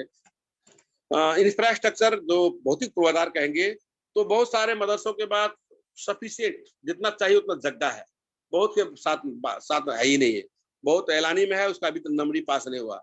बिल्डिंग है, अच्छे मदारिस का बिल्डिंग है, लेकिन सफिशिएंट नहीं है, अच्छा नहीं है, अच्छा बहुत कम का है। किसी का बहुत ही अच्छा कह सकते हैं, स्कूल कॉलेज से भी अच्छा है, लेकिन उसका तादाद कम है। फर्नीचर का समस्या हर जगह रहता है, जो बड़े अच्छे मदारिस है, बड़े अच्छे उसमें फर्नीचर है ठीक ठाक। फर्नीचर में सिर्फ कुर्सी बेंच ऐसा नहीं होता, उसका कुर्सी बेंच सिस्टमेटिक नहीं होता है, बच्चे को कंफर्टेबल नहीं होता है, एजुकेशनल तालीमी इन्वायरमेंट जो माहौल होता है वो नहीं बन पाता है, ठीक है। उसमें बच्चों को जैसे नर्सरी क्लास में, बहुत सारे क्लास में आप देखिए यूट्यूब में जाके, तो जैसे बैलून टांग दिया आपने, कुछ रंगी चंगी चीज पर लगा दिया, ABCD अलीफ बा नक्शा वगैरह लगा दिया, तो उससे इन्वायरमेंट क्रिएट होता है, वो इन्वायरमेंट क्रिएट नहीं है, वो इंफ्रास्ट्रक्चर के अंदर में आता है। बच्चों को फुटबॉल चाहिए, आप नहीं दे पा रहे हैं, बच्चों को खेलने के लिए वॉलीबॉल चाहिए, आप नहीं दे रहे। कई जगह में स्कूल में क्रिकेट देता है, अब 2 घंटे खिलाइए ना, उसको मन बहलेगा, पढ़ेगा। तो ये इस इंफ्रास्ट्रक्चर में आता है। इस आज होल में जाएंगे तो इंफ्रास्ट्रक्चर या पूर्वाधार वो कमजोर है मुसलमानों का, मदरसों का। लीगल स्टेटस में भी समस्या है, यानी कानूनी स्टेटस। मदरसा है, चलिए आपने रजिस्टर करा लिया, आप लीगल हो गए, लेकिन जो रजिस्टर नहीं कराया वो लीगल झेल रहा है, कभी भी कुछ हो सकता है उसके साथ। उसी तरह से मदरसा है, उसका जमीन कहीं पे ऐलानी है, लीगल कानूनी समस्या आ गया। मदरसा है, उसके पास 2 बीघा जमीन है, लेकिन किसी व्यक्ति के नाम में है, इलीगल लीगल समस्या। कभी भी उसका बेटा उस जमीन को रख के जमीन क्या कहते हैं बैंक से लोन ले लेगा, आप क्या कर लोगे? तो ये लीगल है, जो कभी भी समस्या उत्पन्न हो सकता है, लीगल स्टेटस ये है। ठीक है, मदरसों का एजुकेशनल इन्वायरमेंट यानी तालीमी माहौल मदारिस का कमजोर है। अभी भी आज के जमाने में भी छड़ी लेके मौलवी साहब खड़े होते हैं, ठीक है। आज के जमाने में भी जो टीचर्स हैं या आलिम है वो अब खुद फिट फाट नहीं रहते हैं, बच्चों को पढ़ाने जाते खुद पान मुंह में दबाए रहते हैं, ठीक है। पान उसके मुंह में रहता है, थूक निकलता रहता है, उनका चप्पल फटा रहता है, जूता नहीं पहनते हैं, यानी सारा देखिए मदरसा का मतलब थोड़ी है कि वो भिखमंगा की तरह है। अगर ऐसा ही होना चाहिए तो फिर सऊदी अरब कतार में जो स्कूल्स हैं जो जिसमें सारे पढ़ाए तो उसका देखिए सारा स्टैंडर्ड है। तो वो मेंटेनेंस उससे बनता है एनवायरनमेंट, उससे क्या बनता है एनवायरनमेंट, खेलकूद कराना, सही टाइम में पढ़ाना, सही टाइम में नमाज, जैसे हमारे यहाँ नमाज है, नमाज पढ़ाना, या और भी खेल है वो कराना, कभी कभी उसको घूमने ले जाना, ज़ियारत में ले जाना, फेस्टिवल मनाना, मदरसे में फंक्शन करना, है ना। तो ये सारा चीज मिला के कुल फिर गार्जियन से देकर गार्जियन को बुलाना, गार्जियन से मीटिंग करना, आपके बच्चा ऐसा है, आपका बच्चा वैसा है, बच्चों के सामने में गार्जियन से मीटिंग करना तो कमजोरी है, ज्यादा अच्छा है, आपके बच्चे बहुत अच्छा है, मोटिवेट होगा। तो ये सारा चीज मिलके इन्वायरमेंट बनता है एजुकेशनल, वो मदारिस के अंदर में, मैं मदरसों की बात कर रहा था अभी, है ना, अभी स्कूल में छोड़ दिया ऊपर ही, तो वो चीज की कमजोरी इन्वायरमेंट की। उसी तरह हॉस्टल है, कुछ मदरसों में हॉस्टल है, कुछ मदरसे में हॉस्टल नहीं है, कुछ में है भी तो फूस का बहुत टूटा फूटा घर है, पानी चू रहा है, ठीक है। तो ये मसला है हॉस्टल का भी। उसी तरह मैनेजमेंट बॉडी में झगड़ा है, छोटे छोटे जो मकतब है ना उसमें आपको पता है, मैं भी उसी में से एक हूँ। हम लोग जो नेता है पॉलिटिक्स करने वाले, वो मैं अपने बारे में जोड़ के कहता हूँ ताकि फिर किसी भी इल्जाम न लगे। सब 90% आपको वहां इसलिए आया है कि उसको वहां पे गांव पालिका से पहले जिला से पैसा आ रहा था, तो उसका नजर वहां पे रहता है, कैश 4 लाख लाता, 3 लाख आता था, उसमें से कुछ पैसा कुछ चलाने मिल जाता। तो वो खुद 5 क्लास नहीं पढ़ा और वो मदरसे का हेड बन के बैठा है। वो मौलवी साहब को, ओ मौलवी साहब इधर आओ बोलता है, हाँ मौलवी साहब, ये बोलेगा, ये है इज्जत उसका। तो ये है मैनेजमेंट बॉडी। मैनेजमेंट बॉडी है, 2 आदमी मैनेजमेंट का बॉडी बनेगा, संचालक समिति का अध्यक्ष बनेगा, 5 का साइन करेगा, मीटिंग कभी नहीं होगा, उसके घर से साइन करा के ले आएगा, शिक्षा कार्यालय में पेश करेगा, पैसा आ जाएगा। तो उसको पढ़ाई से क्या मतलब। तो मैनेजमेंट बॉडी जनरली ज्यादातर छोटे मकतब का ये हालत है, बड़े मदरसा का तो थोड़ा बहुत अच्छा भी है। तो यानी एज होल पे जाएंगे तो कमजोर है। मैनेजमेंट बॉडी सीरियस नहीं है, उसको अच्छा मदरसा बनाने के चक्कर में नहीं है, वो काम चलो हम ये गाँव के नेता बन गए मदरसे के तहत, और जब मदरसा का अध्यक्ष बनेंगे तो गाँव पालिका में बहुत सारे मीटिंग होता है, वहां भी आपको बुलाता है, तो वहाँ के थाना में फलाना मदरसा का अध्यक्ष जी, वहाँ इज्जत बढ़ता है। तो इज्जत पाने के लिए आपका मदरसा का वो अध्यक्ष बन जाता है। आप अपने गांव में नजर डालिए, बहुत लोग को ये महसूस होगा ऐसा ही होता है। तो कैसे वो मदरसा आगे बढ़ेगा। ह्यूमन रिसोर्सेज, आपके मदरसे में टीचर की कमी, आपको चाहिए 5 टीचर, आपने 2 रखा है। आपको चाहिए 4 टीचर 3 आलिम, या 3 आलिम 4 टीचर, जो मास्टर जिसको कहते हैं मालूम, जो इंग्लिश मैथ पढ़ाएगा, तो वो तादाद का बैलेंस नहीं है। आप एक ही मौलवी साहब के 4 सब्जेक्ट पढ़ाते हैं, थोड़ा करके, एक ही मिक्स करके क्या पढ़ेगा। एक ही क्लास में 10-5 क्लास को रख देंगे तो वो कमजोर होगा ना, वो तो पूरा अपना फुल टाइम उस बच्चों पे तवज्जो दे नहीं सकता। तो ये माहौल है ह्यूमन रिसोर्सेज का, यानी उसमें कर्मचारी चाहिए, अकाउंटेंट, वही मौलवी साहब अकाउंटेंट भी बनेगा, वही हेड मास्टर भी बनेगा, वही मोहतमिम, सारा चीज वही, तो कहाँ से होगा। तो ये है ह्यूमन रिसोर्स की कमी। टीचर लाइसेंसिंग, टीचर का लाइसेंस का समस्या है। जैसे जिसने एजुकेशन पढ़ा है, जैसे IED, BEd, MEd किया तो आपको लाइसेंस मिल सकता है एग्जाम देने के बाद, लेकिन आपने फजीलत किया आपको लाइसेंस नहीं मिलेगा, आपने BA किया आपको भी नहीं मिलेगा, ठीक है, नहीं मिलेगा। तो मदरसों में कौन पढ़ाता, जो BEd पढ़ा हुआ उसको तो ज्यादा तलब स्कूल में मिल जाता है या विदेश चला जाता है, तो आपको मदरसे में क्यों आएगा। तो लाइसेंस होल्डर नहीं है, जो एजुकेशन पढ़ा है, जिसको ट्रेनिंग, जिसका पढ़ाई एजुकेशन है, जिसको पढ़ाने का तरीका ज्यादा मालूम है, उससे ज्यादा अच्छा आप कहेंगे कि हम फजीलत कर ले तो हम जान जाएंगे, ऐसा नहीं है। उस जब एजुकेशन पढ़ते हैं तो लोगों के जहन में हर चीज, वो जो पढ़ाई होती है उससे उसके अंदर क्वालिटी आता है, तो वो चीज मदरसों में नहीं, मदरसे के स्टाफ में नहीं आ सकता है जब तक उसको लाइसेंसिंग में नहीं ले जाएंगे। तो क्या किया नेपाल में स्कूलों में, एक बार जैसे BA पढ़ा कोई IE पढ़ा तो उसको भी लाइसेंस नहीं मिलेगा, BEd पढ़ना पड़ेगा, एजुकेशन पढ़ना पड़ेगा। तो उसके लिए क्या किया, जो लोग पहले से टीचिंग कर रहे थे तो सरकार ने कहा कि नहीं, ऐसे लोग बहुत बड़े तादाद में लाखों में है, इनको एक बार 1-2 महीने की ट्रेनिंग दिया जाए, इसके लाइसेंसिंग का, एजुकेशन का जो जनरल ट्रेनिंग होता है, शिक्षा तालीम, वो शिक्षक का तालीम वो दिया जाए, उसके बाद ये लोग एग्जाम देगा, एग्जाम पास करेगा, इसको लाइसेंस दिया जाए। इस तरह निर्णय हुआ, ऐसा हुआ, लोग अपना लाइसेंस निकाल लिया। लेकिन नेपाली मदारिस में जो मुसलमान लोग आलिम है, उनका सर्टिफिकेट का इक्विवेलेंट है ही नहीं, समकक्षता है ही नहीं, वो बेचारे कहाँ से उस नोटिस में आएगा। उसमें वो नहीं पढ़ा, उसका क्राइटेरिया से बाहर रहा, उसके पास लाइसेंस नहीं आया। तो ये एक मौजूदा हालत ये भी है लाइसेंसिंग का भी। उसी तरह टीचर ट्रेनिंग का व्यवस्था मदरसा में बहुत कम में है, बहुत कम। कुछ इदारा है जो टीचर ट्रेनिंग देकर अपना मदरसा में उसको पुट करता है, तो वो टीचर ट्रेनिंग भी शॉर्टकट होता है, हल्का फुल्का चीज उसको नॉलेज होता है। जो एजुकेशन में पढ़ के आता 3-4 साल, वो चीज तो उसके अंदर में नहीं होगा। तो ये भी कमजोरी है, कमी है, इसको हटाने में टाइम लगेगा, बहुत बड़ा मेहनत भी चाहिए। एग्जामिनेशन सिस्टम, आप एक मदरसा चला रहे, आप उसका इम्तिहान लेते हैं कि नहीं भी लेते हैं, वो आप ही पढ़ा रहे आप, ठीक है। अब मैं फास्ट करता हूँ सर, मैं लगता है मुझे ज्यादा टाइम ले लिया। उस तरह एग्जामिनेशन सिस्टम, एक ही जगह से एग्जामिनेशन हो। अभी जो मैंने कहा ना आपको कि एक बारिश को एक जगह लाके सबका क्वेश्चन पेपर एक ही जगह बने, एक ही किस्म का, उसके लिए करिकुलम निसाब तालीम की होना चाहिए, किताब भी सेम होना चाहिए। तो उसके लिए एक बहुत बड़ा मुश्तरका एक ग्रुप बने, टीम बने, वो सब किताब लिखे नए अंदाज से, नेपाल के अंदाज में मदरसों किताब कंबाइन करके, फिर उसी हिसाब से एक ही जगह से एग्जाम सिस्टम चालू हो।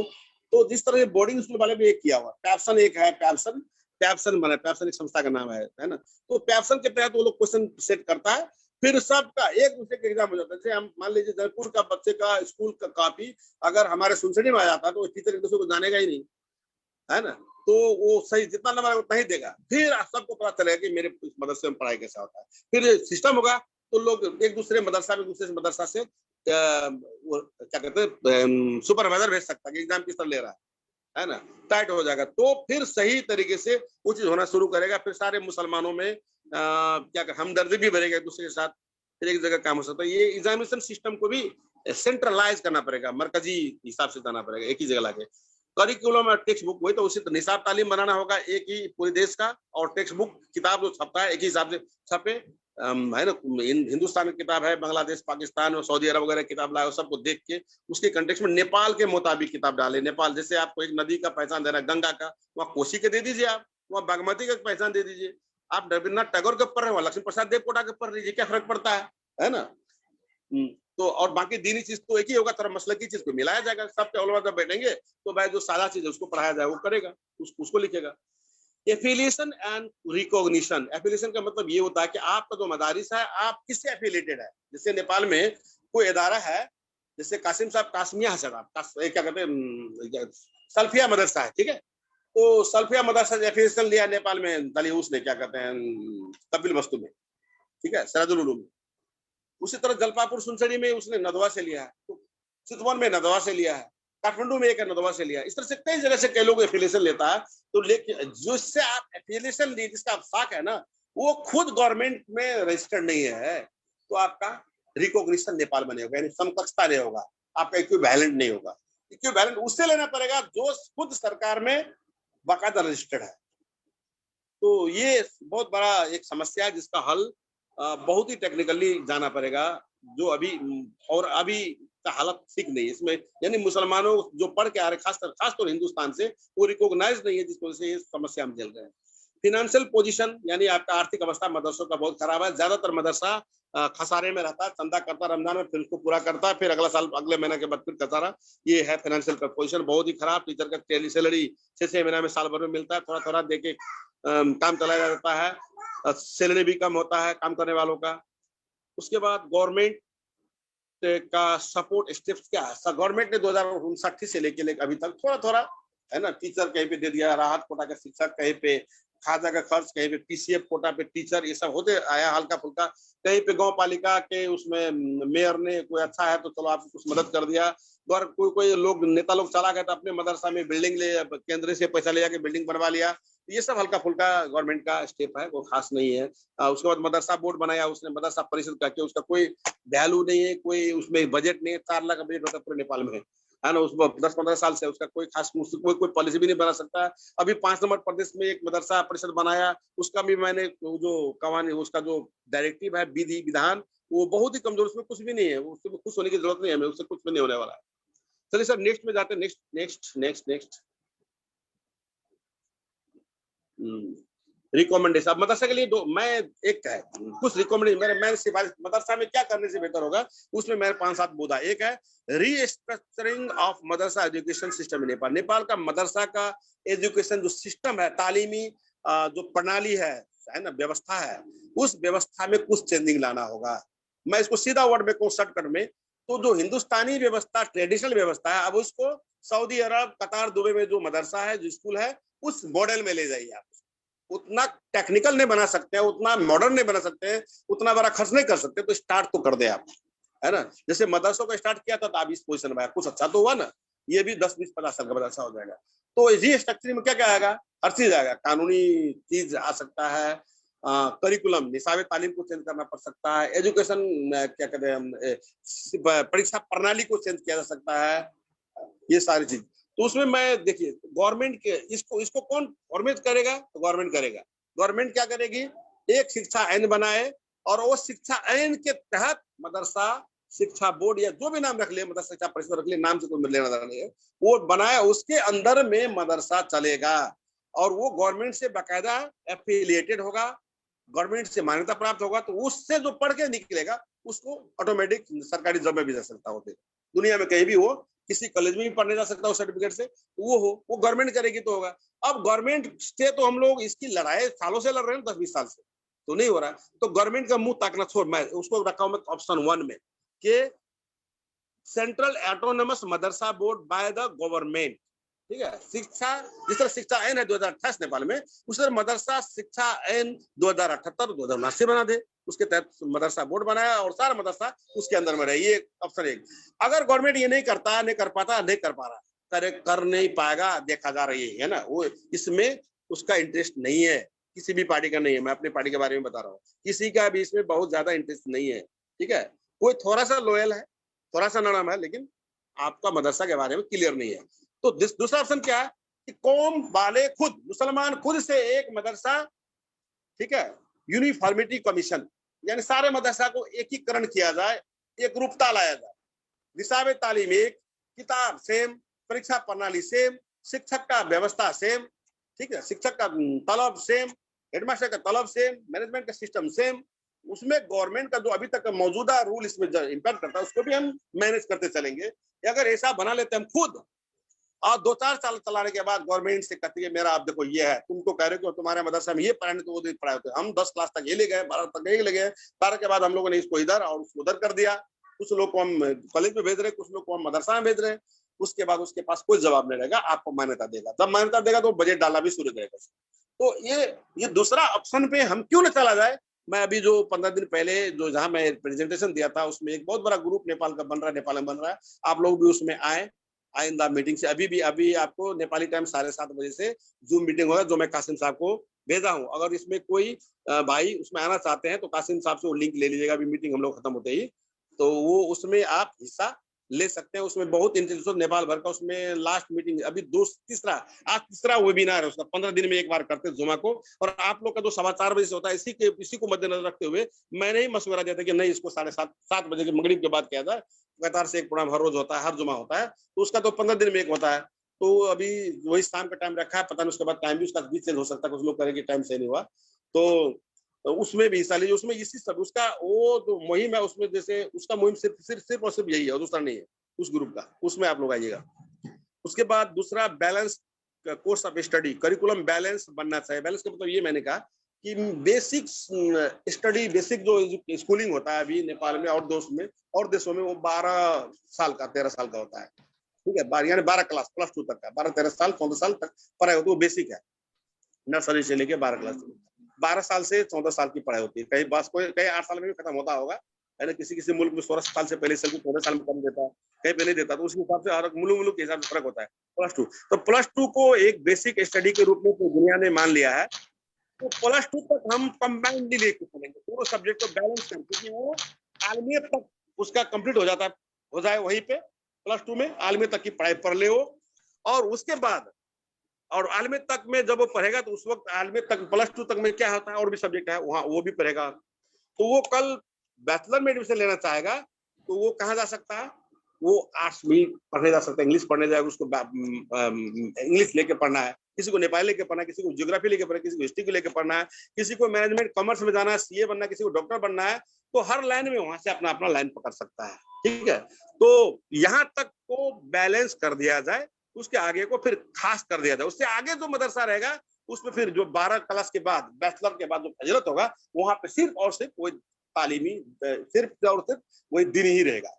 तो उससे क्या होगा, एक्सपर्टीज निकलेगा, ओलमा निकलेगा। ठीक है, जो इसको ओलमा में आलिम बनना वहां जाएगा, जिसको डॉक्टर बनना है वो दूसरे कॉलेज में चला जाएगा।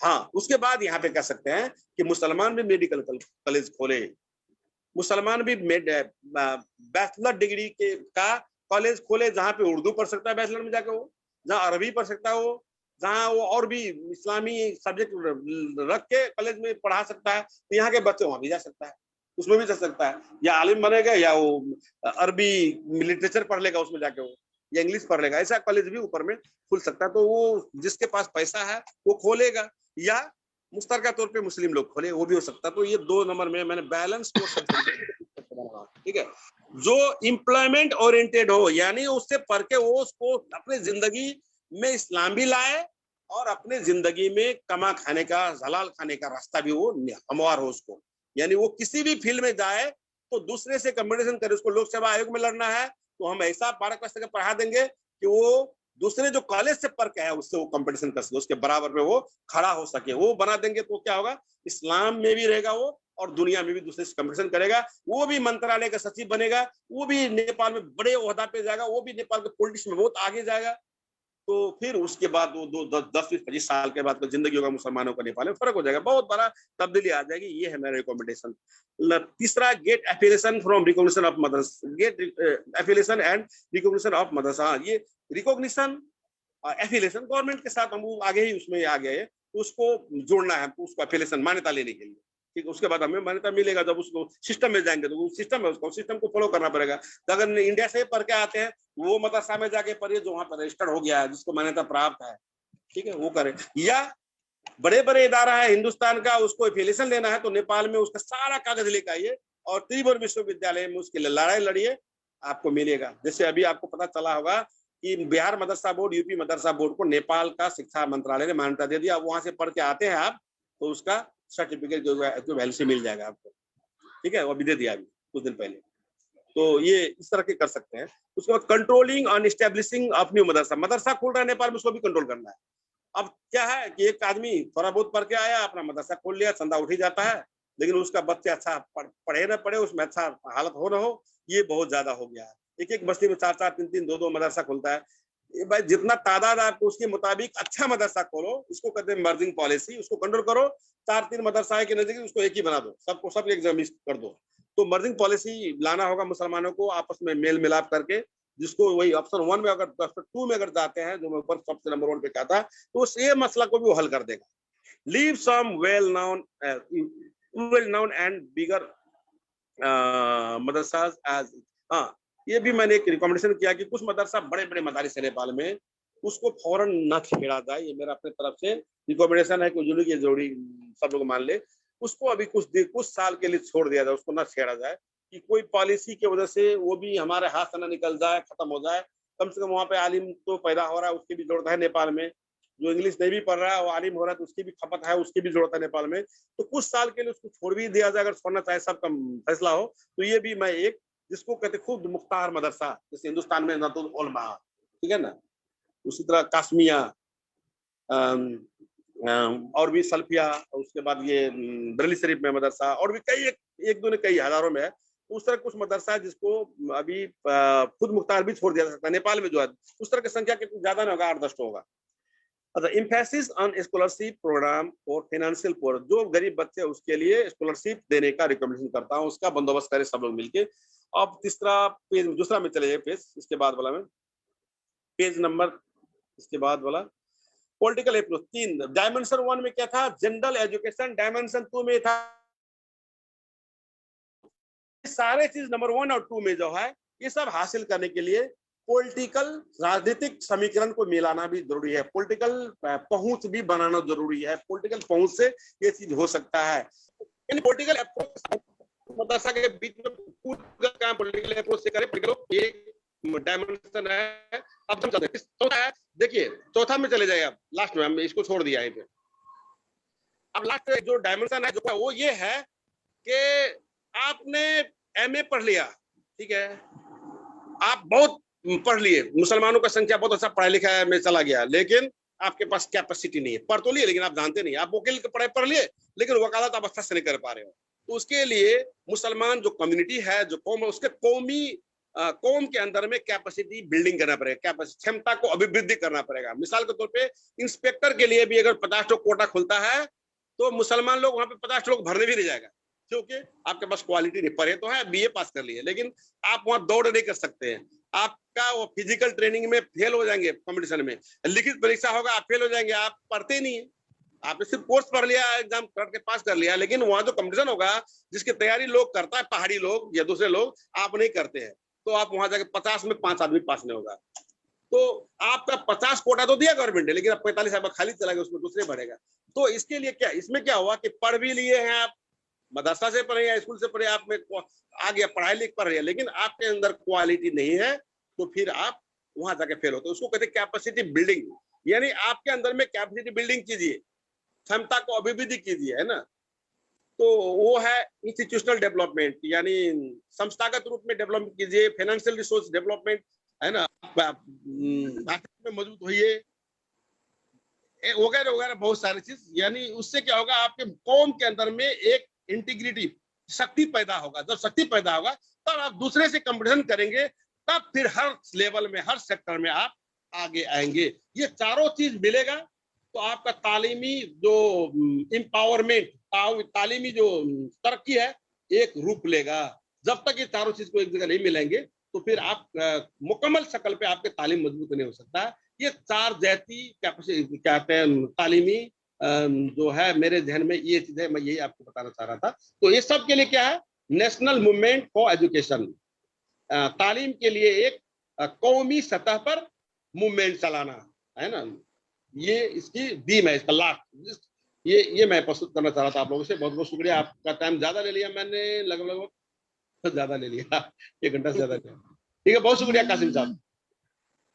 आपका बहुत बहुत शुक्रिया, आपने बहुत जबरदस्त जो है इसके मुतालिक आपने बयान दिया, लोगों को समझाया, और बहुत अच्छा लगा कि हमारे अंदर क्या कमी बेसी है, इसके ऊपर कोई गुफ्तगू नहीं करता, किसी को इतनी मालूमात भी नहीं होती है, और क्या क्या हर एक चीज के ऊपर नजर रखना ये हर एक की बस की बात भी नहीं होती है। इसीलिए हम ऐसे लोगों को यहाँ पर ला करके लोगों तक जागरूकता पे करने की कोशिश करते हैं, है ना, ताकि हमारी कौम जागे और हमारे कौम के जो रहबर है, जो हमारे उलमा है, जो हमारे लीडरान हैं, वो लोग जो है इसके मुतालिक सोचें, गौर करें, फिक्र करें। तो ये बहुत बहुत शुक्रिया आपका।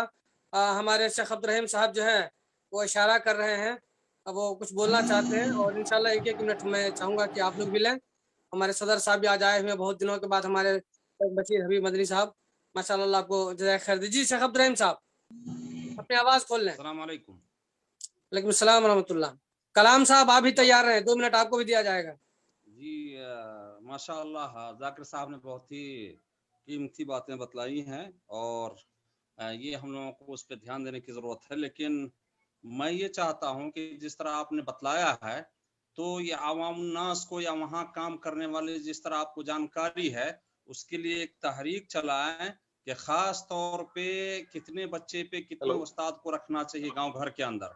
ये लोगों को पता नहीं है। बच्चे होते हैं 80 और उस्ताद होते हैं 1, तो किस तरह से वो बच्चे को गिनेंगे या पढ़ाएंगे?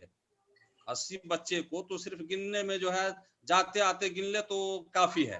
तो ये है चीज जो है हमको खास तौर से गांव के जो सदर सेक्रेटरी होते हैं उनको समझाना पड़ेगा। तो इसमें कुछ लोगों को शामिल करके एक तहरीक चलाएं कि इतने बच्चे हैं आपके गांव में कितने अदद क्या है, और उसके हिसाब से बच्चों को रखा जाए, क्या कहते हैं, उस्ताद को रखा जाए, ताकि उस्ताद कवर कर सकें और तालीम मजबूत हो। इसी तरह से एक जो है मीटिंग टीचर के साथ होनी चाहिए या उस्ताद के साथ, कि बच्चों को किस तरह से गाइड करें, किस तरह से पढ़ाएं, क्या खेल के अंदर कितना टाइम दें, पढ़ाने के अंदर कितना टाइम दें, और किस तरह से पढ़ाएं। इसलिए कि हमारे यहाँ पढ़े लिखे लोग तो हैं, लेकिन उनके पास पढ़ाने का तजर्बा नहीं है, तो इसलिए जो है वक्त ज़ाया होता है और बच्चे जो होते हैं वो कमजोर निकलते हैं। तो इस पे भी ध्यान देने की जरूरत है। इस चीज को आप लोग खास तौर से ध्यान दें। ये 2 सवाल है। और तीसरी चीज क्या है कि जैसे आपने बताया कि हमारे बच्चे जो है या हमारे लोग जो है हर मैदान के अंदर हों, आयोग का इम्तिहान दें, इसी तरह से इंजीनियर हों, डॉक्टर हों, इसी तरह से मैं इजाफा भी कर देता हूं कि भंसार के अंदर हूं, इसी तरह से परराष्ट्र के अंदर भी हूं, इसी तरह से जो है सीडीओ के अंदर हो, हर जो है मैदान में हूं, क्या कहते हैं, इसी तरह से आर्मी में हूं।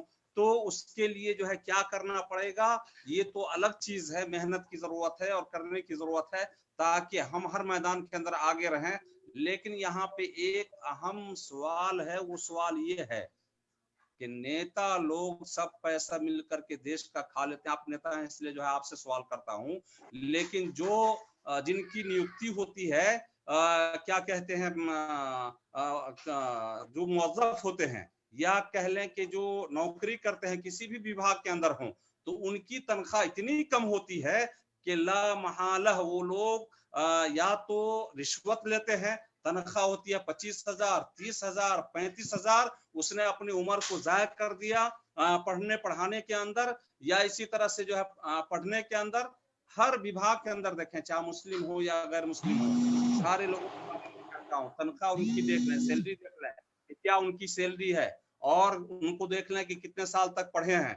तो इतने साल तक पढ़ने के बाद वो क्या करते हैं, कोई जाता है भंसार के अंदर, कोई जाता है किसी और विभाग के अंदर, और वो जो है रिश्वत लेते। ये चीज तो मुसलमान नहीं कर सकते हैं, तो आप मंत्री हैं तो इस चीज को आवाज को उठा सकते हैं कि भाई हम नेता होकर के, या सारे नेता को, जो भी नेता हैं उनके लिए सुविधा है कि एक गाड़ी होनी चाहिए, तो उसके लिए भत्ता होना चाहिए, इतनी तनख्वाह होनी चाहिए, ये सुविधा होनी चाहिए। लेकिन एक आदमी जो एजुकेशन जो है या जो है तालीम उसने हासिल किया है, अब नौकरी कर रहे हैं, जॉब कर रहे हैं, तो उसकी तनख्वाह इतनी छोटी तनख्वाह क्यों है कि वो रिश्वत लेने पे मजबूर है। एक डॉक्टर है, डॉक्टर पढ़ने के लिए 60 लाख 70 लाख आप जो डोनेशन दें, क्या है 60-70 लाख डोनेशन देंगे, प्लस जो है वो अलग से रिहाइश ले, और इसी तरह से जो है खाना खर्चा दे 4 साल 5 साल का, तो वो भी जो है तकरीबन 10-20 लाख निकल जाता है।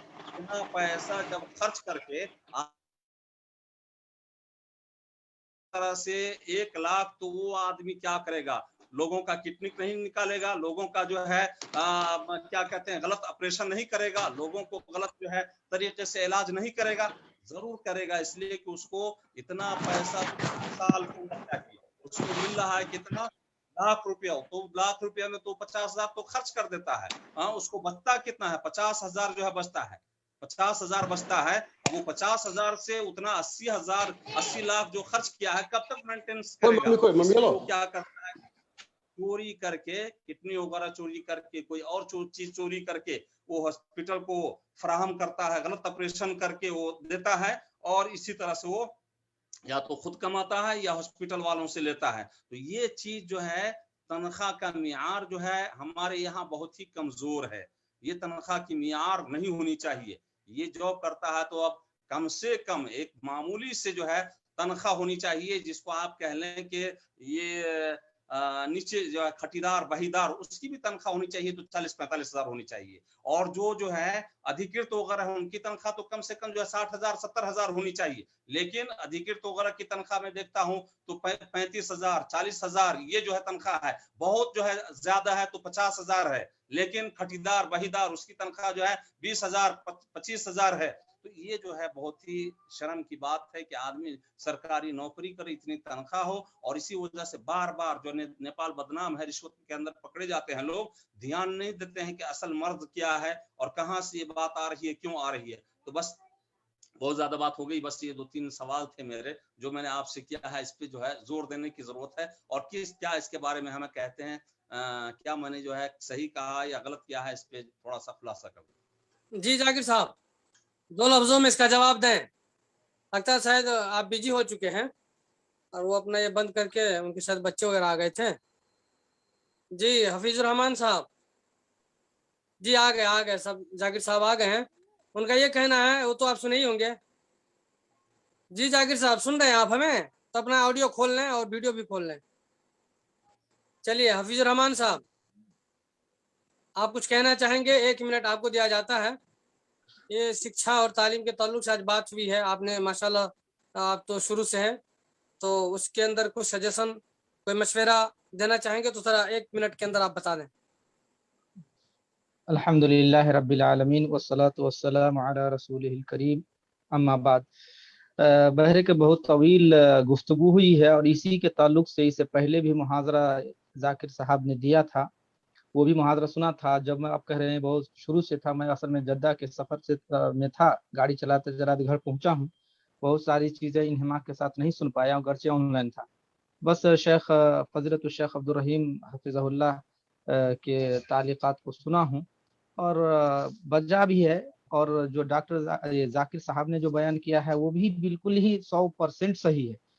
लेकिन अब इसका हल क्या है? जैसे शेख ने कहा तनख्वाह का मसला है, उन्होंने कहा मदारिस में जितने वो उन्होंने नकाइस और अयूब को बताया है वो बिल्कुल ही बरहक है, इसमें कोई शक नहीं है। और ये मेरी जाती राय है, क्योंकि इसे मैं अपने अहबाब के साथ, अब हमारे सामने सदर है, सीनियर है, इसके सामने मैं कुछ कह नहीं सकता हूँ, छोटा मुंह बड़ी बात हो जाएगी। कि हकीकत में तालीम एक ऐसा फील्ड है जो तालीम के फील्ड को सही तरह से कवर करने वाला, इसको डेवलप देने वाला हर शख्स नहीं दे सकता है। इसलिए क्यों कहा जाता है कि बीएड होना चाहिए, एमएड होना चाहिए, और बिजनेस रनिंग के लिए कहता है कि एमबीए का होना चाहिए। क्यों होना चाहिए? उन्होंने कहा कि जैसे सिलेबस का मामला गड़बड़ है, क्योंकि हम तो मदारिस चलाते हैं, लेकिन मदारिस मदारिस नहीं किए, हम एजुकेशन फील्ड में, हम एक मुस्लिम तबका को, मुस्लिम कौम को हम तालीम दे रहे हैं, लेकिन तालीम का माहिर होना भी जरूरी है। तो हम खुद जो चलाने वाले माहिर नहीं होते हैं, घरचे हम दावा करते हैं कि बहुत सारे हैं, लेकिन देखिए चलाने के लिए चलाते हैं, लेकिन हमारा एग्जाम कैसा होता है, हमारे सिलेबस कहाँ होता है, हमारे उस्ताद कराने वाले कैसे होते हैं, ये सारे के अंदर कमी है। लेकिन कैसे इस कमी को दूर किया जाए, अगर जाकिर साहब सुन रहे हैं तो हम लोग तो खैर एक तरह से कहें मौलवी हैं, और दूसरे है कि हम लोग वतन से दूर हैं, लेकिन वो जो अभी सियासी तौर पे भी काफी ऊपर पहुंचे हुए हैं और मुस्लिम तशख्खुस, मुस्लिम शनाख्त को बनाने के लिए, नेपाल में मनवाने के लिए वो सियासी तौर पे भी आगे पहुंचे। तो अगर वाकई हमारे मदारिस के अंदर कोई कमी है तो उन्होंने इस सारी कमियों को दूर करने के लिए एक नेशनल पैमाने पे, या उन्होंने जो कहा कि नेशनल मूवमेंट फॉर एजुकेशन होना चाहिए, तो इस तरह से उन्होंने क्या इकदाम किया और कहाँ तक कामयाबी मिली है। और इससे पहले गुज़श्ता हफ्ता में मीटिंग में था और उसमें ये भी थे, जाकिर साहब भी थे, तो उसमें देखा कि खुद अभी 5 नंबर प्रदेश में जो अगर मुस्लिम मदरसा जो गठन हुआ है या वो रजिस्टर्ड है, उनका हेड उसमें नहीं है। अभी जो है निसाब तालीम की चेंजिंग की बात हो रही है, निसाब तालीम को जो है सुधारने की बात हो रही है, पूरे एक सेंट्रलाइज्ड सिलेबस तैयार करने की जो बात हो रही है, लेकिन कुछ लोगों को दावत मिलती है, कुछ लोगों को दावत नहीं मिलती है। तो इनफरादी तौर पे वो कोशिश कर रहे हैं, इनफरादी तौर पे वो कोशिश कर रहे हैं, इनफरादी तौर पे हम कोशिश कर रहे हैं। जब तक के सारे के स्ट्रगल एक जगह न हो और मेची से महाकाली तक में जो खास तौर पे एजुकेशन फील्ड के माहिर हो और सियासी भी हो, सूझबूझ रखने वाले हो, सब एक साथ बैठ करके अगर काम न करे तो ये कमी ऐसे ही रोना रोते ही रह जाएंगे और मदारिस पीछे के पीछे ही रह जाएंगे। जो उन्होंने नुकात बयान किया है उस हिसाब से हम लोगों की तो कोई वजूद ही नहीं देखने को मिल रहा है, और हम लोग जो तालीम दे रहे हैं उससे न हमारे मुआशरे ही का जो है हल हो सकता है, न दीनी एतबार से और न हमारे मुल्की पैमाने पे। तो बहर है कि ये सारी चीजें हैं, तनख्वाह एक बाद का मामला है। पहले तो हम इस लायक बने, जो उन्होंने जाकिर साहब ने कहा कि हम अपने मुल्क में, उन्होंने कहा, मैं अपना बढ़ा रहा हूँ, कि मुल्क में खुद अपने गाड़ी का टैक्स देते हैं, जमीन का टैक्स देते हैं, जायदाद का टैक्स देते हैं। हमारा भी हक बनता है कि हम गवर्नमेंट से, अपने सरकार से, अपने मुल्क से फायदा उठाएं और अपनी सोसाइटी को डेवलप करें। तो उसके लिए इतने मुराआत है, जो उन्होंने कहा 50 इंस्पेक्टर के अगर बहाली हो रही है, हमारे अंदर क्षमता ही नहीं है जो उसको पा सके। या अगर बाय दिबे कह रहे हैं कि ठीक है, एक से मैंने मुनाकशा किया भी था, तो कहा कि हजरत ठीक है, अगर मदारिस में 5% पढ़ रहे हैं, 95% स्कूल में पढ़ रहे हैं, मुस्लिम ही में से 95% पढ़ने वाले काहे नहीं नौकरी पा रहे हैं, वो क्यों नाकाम है? तो मैं ये कह रहा हूँ कि ठीक है, जो स्कूल में पढ़ने वाले पढ़े उसका एक अलग मामला है। हम मदारिस ही वाले जो अभी कह रहे हैं तनख्वाह का मामला है, चंदे का मामला है, या मदरसा का स्ट्रक्चर होता है वो सही से नहीं बन पाता है, उसका फील्ड नहीं होता है, उसका खेलने का नहीं होता है, या उनकी तनख्वाह का मामला नहीं होता है, तो ये सब भी हम हुकूमत से पाएंगे ना, हमारा हक बनता है ना। तो कम से कम हम अपने सिलेबस को सही से तैयार करके, सेंट्रलाइज करके पूरे एक मुआहद बनाएं, एग्जाम का होगा, एक ही जगह से पेपर बन के आएगा और उसी में पता चलेगा कि कौन कौन मदारिस वाले कितने लो हैं अब अभी तो अशवाई तौर पे अनारकी फैली हुई है, जिसको जो मन हो जाता है पढ़ाता है, जिस तरह से आदमी इंतजाम लेता है और रोना होता है कि हमारे पास चंदा नहीं। खुद हम अपने मुल्क से जो ही मामूली ही तनख्वाह पाने के किस तरह से हकदार हैं, तो अपनी हम स्टेटस को बयान ऊंचा न करते हुए अपने एजुकेशन लेवल को मतलब डेवलप न करके अगर मुराआत जो मिल रहे हैं सरकार से, उस तरह से तो हम कर भी नहीं पा रहे हैं ना।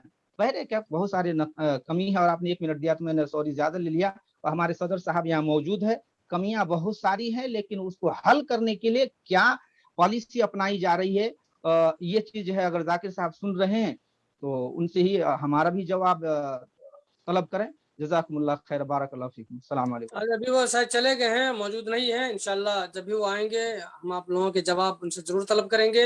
हाँ कलाम साहब, आप भी 1 ही मिनट ले लें या 2 मिनट, कुछ कहना चाहें तो कलाम साहब।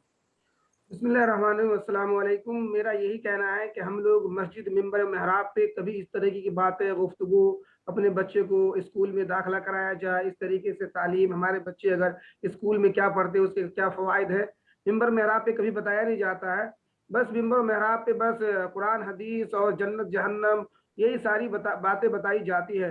तो इसके लिए मैं एक्शनेबल में बताता हूँ। सबसे पहले कि मिंबर महराब पे बराबर हफ्ते में या महीने में कम से कम 1 जुमा हो या 2 जुमा एजुकेशन के मुतालिक हो, जो इस्लामी तालीम के हमें फ़ायदे क्या है, हमारे ये इसके अलावा जो एजुकेशन जो स्कूल तालीम है उससे क्या फ़वायद है, और बच्चे को कैसे वहाँ पे लेकर जाए, कम से कम 12 क्लास 10 क्लास पढ़ाने क्या क्या फ़वायद है। तो इन सारी चीज़ों को रिसर्च करके सही तरीके से मवाद जमा करके हमारे आलिम उलमा को दी जाए, और फिर वो हर मस्जिद पे हर मिंबर महराब पे कम से कम महीना में अंदर इम्पोर्टेंस ऑफ एजुकेशन की बात बतलाई जाए कि हम नेपाल में किस लेवल में हैं। हमारी अगर 4% है, 15 लाख बस मुसलमान नेपाल में हैं। अगर हम लोग यकीनन इस पे काम करते हैं तो बहुत ही जल्द मतलब हम सब लोग मतलब कि नौकरी भी पा सकते हैं, सारा चीज कर सकते हैं, क्योंकि हमारी आबादी बिल्कुल कम है। जबकि गैर मुस्लिमों की आबादी 3 करोड़ 3.25 करोड़ उसकी अगर आती है, तो हमारे 15-16 लाख मुसलमान हैं, तो 4% के दायरे में आता है। तो अगर हम लोग इस मिंबर महराब से ही जल्दी काम, जैसे हमारे फुरकान से भी आलिम उलमा जाते हैं, जगह जगह जाते हैं, तो महीना में कम से कम 2, और हम लोग उस मवाद को जमा करके क्या बताना है कैसे नहीं बताना, जैसे जाकिर साहब ने जो मवाद बताए उस तरीके से, और बहुत सारी चीज है। तो एक काम ये हो गया। दूसरा, हम लोग जो भी मकसद हयात के तहत से अपनी टीम जो चली रही है, और मदरसे वाले भी, ये जागरूकता फैलाया जाए, जागरूकता किया जाए ग्राउंड लेवल पे। 4 आदमी 5 आलिम जा करके बच्चे नहीं पढ़ते हैं, क्यों नहीं पढ़ते हैं, उससे क्या क्या फायद है। असल में हम लोगों को इम्पोर्टेंस नहीं मालूम है, किसी भी चीज की अहमियत को जानना बहुत जरूरी है।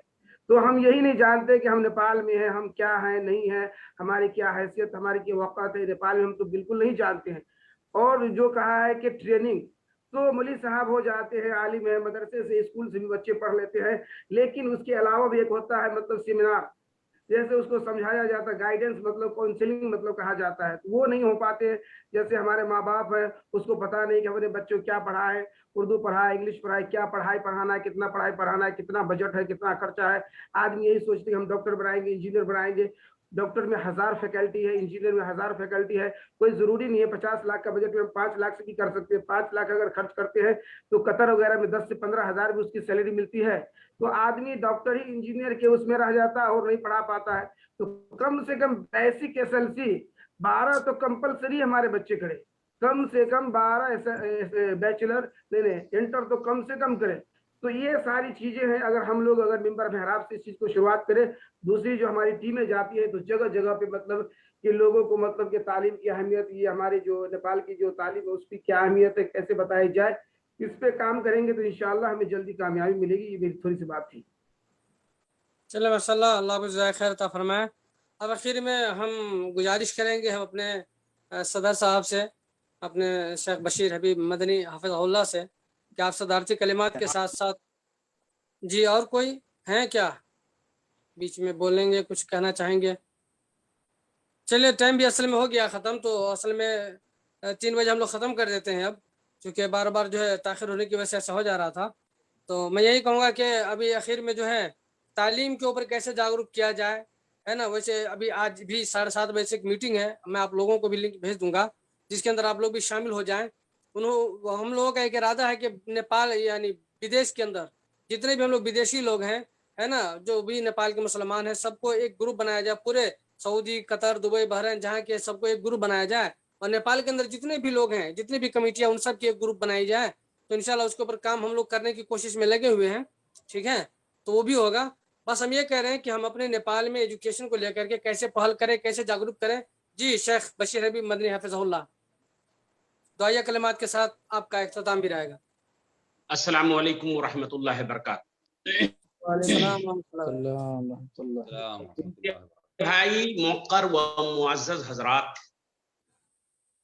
मैं बहुत ममनून हूँ आप लोगों का कि आप लोगों ने इस काबिल समझा कि मैं आपसे गुफ्तगू कर सकूं, और ये मेरे लिए सआदत की बात है, खुशी की बात है कि आप लोगों के साथ जब आता हूं तो मेरे अंदर खुद एतमाद बढ़ता है, यकीन आता है। साथ में मैं शुक्रगुजार हूं मकसद हयात टीम का कि इस मशगूलियत के दौर में हर चीज के काम करने के बाद भी जूम का एहतमाम करते हैं, और खासकर शेख कासिम का, ये इन्हीं के बस की बात है। हम लोग तो इसके बारे में सोच भी नहीं सकते। और एक बात ये मैं ये सोचता हूं कि मुझको, यानी मैं गुजारिश करता हूं कि मुझको सदर न बनाया जाए मजलिस का। क्यों? क्योंकि सबसे आखिर में बारी आती है, और जो कुछ सोच के आता हूं सब कुछ ना कुछ उलमाए किराम पहले कह ही देते हैं। और तीसरी बात है कि शेख कासिम साहब जब किसी के बोली पर तबसरा करते हैं, वो मेरे नसीब में नहीं आता है, मैं इससे महरूम रहता हूं। खैर, क्या कहते हैं कि जाकिर साहब बहुत अच्छी बात कर रहे थे अभी, लेकिन हमको लग रहा था कि हम लोग ख्वाब देख रहे हैं। उनके बात को सुन करके लग रहा था कि ख्वाब में हैं। और ये बात आप लोग समझ गए होंगे कि मैंने क्यों कहा कि ख्वाब में है। अब नेता की तारीफ क्या है जानते हैं, मैं उनको नहीं कह रहा हूं, मुझको जो मालूम है मैं कहता हूं, जो ना कहे वो नेता नहीं, और जो हाँ कहे वो होता नहीं। ये है नेता की तारीफ। यानी कोई भी नेता जो ना कहे वो होता नहीं, और जो हाँ कहे, जो ना कहे वो नेता नहीं, और जो हाँ कहे वो होता नहीं। अब रह गई बात सियासत की, तो सियासत की तारीफ कहते हैं 2 और 2 5, जबकि सब लोग जानते हैं 2 और 2 4 है। लेकिन सियासत में 2 और 2 4 नहीं होता। आप कुछ भी बात बोलेंगे आपका विरोध होगा ही, इख्तलाफ लोग करेंगे। अब जाकिर साहब ने बात की, बहुत अच्छी बात, तालीम की और साक्षरता की। ठीक है, हम मानते हैं इस बात को कि किसी भी मुल्क में, किसी भी सूबा में, किसी भी प्रांत में आप देख लें कि यहाँ 100% तालीम है। लोग कहते हैं यहाँ 100% तालीम है। तो मैं ये पूछता हूं कि 100% तालीम है तो क्या वहां कोई भूखा भी सोता है? वहां भी कोई रिश्वत लेता है? वहां भी कोई बलात्कार का केस होता है? वहां भी धोखाधड़ी होती है? मेरे मोहतरम बुजुर्गों, है। हम लोग तालीम लेते हैं, इल्म नहीं सीखते। हम लोग तालीम हासिल करते हैं रोजगार के लिए। हम लोग तालीम हासिल अपने फिक्र की उसत के लिए नहीं करते हैं, दिल बड़ा करने के लिए नहीं करते हैं, जिसमें सबको हम समा सकें। इसलिए मेरे मोहतरम, अभी तो मैं जो सोच के आया था सारे लोग बोल दिए, और बहुत दिनों के बाद मुलाकात हुई है। तो एक बात और कहना चाहता हूं, हम लोग जो मकसद हयात टीम है या जमीयत अहले हदीस वाले जो ग्रुप चला रहे हैं, उसमें भी अक्सर उलमाए किराम है और पढ़े लिखे हैं, तालीम याफ्ता है, साक्षर हैं। अब देखिए, माजी करीब में, बहुत दिन पहले की बात नहीं है, अगर आप लोग इजाजत दे तो 2 बात कह देता हूं कि हमारा ननिहाल जाते थे। मेरा ननिहाल ठीला में है, कुछ लोग जानते होंगे। ठीला में याकूब साहब मेरे नाना थे, अल्लाह उसको उन पर रहम फरमाए। नाना के यहाँ जाते थे। नाना के यहाँ जो मुलाजिम होते थे, यानी कोदाली वाला है, हल चलाने वाला है, भैंसी चराने वाला है, उसको मामा कहते थे, नाम लेकर के नहीं पुकारते थे। और अपने बाप के घर में भी जो मुलाजिम होता है उसको काका कहते हैं। अभी तो अंकल आ गया है, शेख कहते नहीं कि इंग्लिश, जो आदमी बोलने से पहले थोड़ा इंग्लिश बोले तो वो समझा जाता है बहुत बड़ा पढ़ा लिखा है। यू नो, आई नो, ये कर दिया तो समझा जाता है बहुत बड़ा पढ़ा लिखा है। तो अब तो काका से ज्यादा अंकल पे आ गए हैं। लेकिन अंकल के बारे में एक बात और कह देता हूं कि हम लोगों की जुबान जो है, नाना, काका, मौसा, मौसी, फूफा, फूफी, ये अंग्रेजी में नहीं है। अंग्रेजी में सबको अंकल कहते हैं। खैर, तब आइए एक बात ये कि अभी हम लोग तालीम हासिल कर लिया और हम लोग कोशिश कर रहे हैं, अभी तो हम लोगों का अकीका भी नहीं हुआ है, छठियारी भी नहीं हुआ है, मकसद हयात चला रहे हैं, जमीयत अहले हदीस के तरफ से इंसदाद जहेज चला रहे हैं। और इसमें जो बात करते हैं तो हम लोगों में से कोई आदमी किसी के दिल में कोई बात आता है तो पूछते हैं, सवाल करते हैं। तो अब सवाल करना इतना जुर्म हो गया है, कोई सवाल करता है उसके सवाल पर ध्यान न दे करके शख्सियत पर उतर जाते हैं, किरदार कुशी करना चाहते हैं, इसको मौलाना को बुरा भला कहते हैं, मदनी को बुरा भला कहते हैं, तू पे उतर आते हैं। हम क्या कह रहे हैं इससे नहीं हमारे बात कोई सुनता है, ये कहता है कि ये तुम कौन होते हो, तुम कौन होते हो। इसी पर गालिब का एक शेर आया, कासिम साहब के साथ आते हैं तो थोड़ा शेर पढ़ना पड़ता है क्योंकि बहुत ज्यादा शेर पसंद करते हैं। हर बात पे कहते हो कि तू क्या है, एक मिर्जा गालिब कहते हैं हर बात पे कहते हो कि तू क्या है, तुम ही कहो ये अंदाज़े गुफ्तगू क्या है। मेरे मोहतरम सामीन किराम, कोई बात आपके सामने आए थोड़ा बर्दाश्त कीजिए। और दूसरी बात, जो लोग चला रहे हैं, जो लोग दूर से देख करके हमारा जायजा लेते हैं, खराबी बेशी को निखारते हैं, हमारा साथ नहीं देते बल्कि हमारे ऐब को तलाशने में लगे रहते हैं, ऐसे करना चाहिए, वैसा करना चाहिए, ये ऐसा क्यों बोला, वो ऐसा क्यों बोला। उसके बारे में भी एक शेर है, कहते हैं कि गजल काफिया पैमाई है नासिर, कहते हैं कि गजल काफिया पैमाई है नासिर। अरे ये काफिया पैमाइश जरा करके तो देखो, जो करता है वही समझता है। जो घर का गार्जियन, हम लोग के जमाने में कहा जाता है बाप के कोदाली, कन्हा का कोदाली सस्ता नहीं होता है, हल्का नहीं होता है। उस वक्त हम लोग समझते थे कि कोदाली को उठा करके हम भी उठा लेते हैं, लेकिन जब खुद गार्जियन बने, जब खुद मुदीर बने, कोई मदरसा चला रहे, वो लोग समझते हैं कि संस्था किस तरह चलाया जाता है। अब देखिए संस्था चल रहा था, जब खुशी की बात थी, सब आदमी अपना बात शेयर करते थे, हम भी उसमें घुसे हुए थे। लेकिन सियासत में क्या होता है, तफरीक, फिरका डाला जाता है कि आप छोटे जात के हैं या बड़े जात के हैं, सीबीएसई हैं, एसटी हैं, जीएसटी हैं, बहुत सारे फिरका बना करके, तफरीक बना करके जातों में, पातों में, ऊंच में, नीच में उसका इस्तेहसाल होता है। अब हमारे जमात के अंदर भी इस्तेहसाल की बात शुरू हो गई। मैं वहां बैठा था, मैं सब कुछ में शामिल था, और क्या बातें हुई कि ये सिरहा जिला, ये धुनसा जिला, ये इंडिया का, ये नेपाल का, ये फले जात का, ये फला जात का। लेकिन हम फिर भी बैठे रहे, छोड़े नहीं, क्योंकि मैं जानता हूं हमारे इख्वान जब आगे बढ़ रहे हैं हम उसका साथ देंगे। जब तक हमारे सांस में सांस है हम तहरीक में साथ हैं। लेकिन फिर भी कुछ एहसास तो हुआ, और इसी पर एक शायर का शेर बयान करता हूं आपके सामने।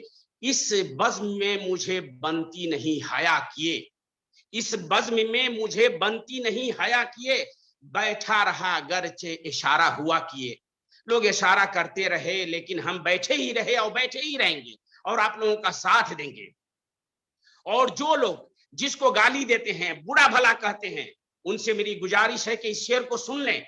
अजब तरह का यह काम आज मैंने किया, जब उसने दी मुझे गाली तो सलाम मैंने किया।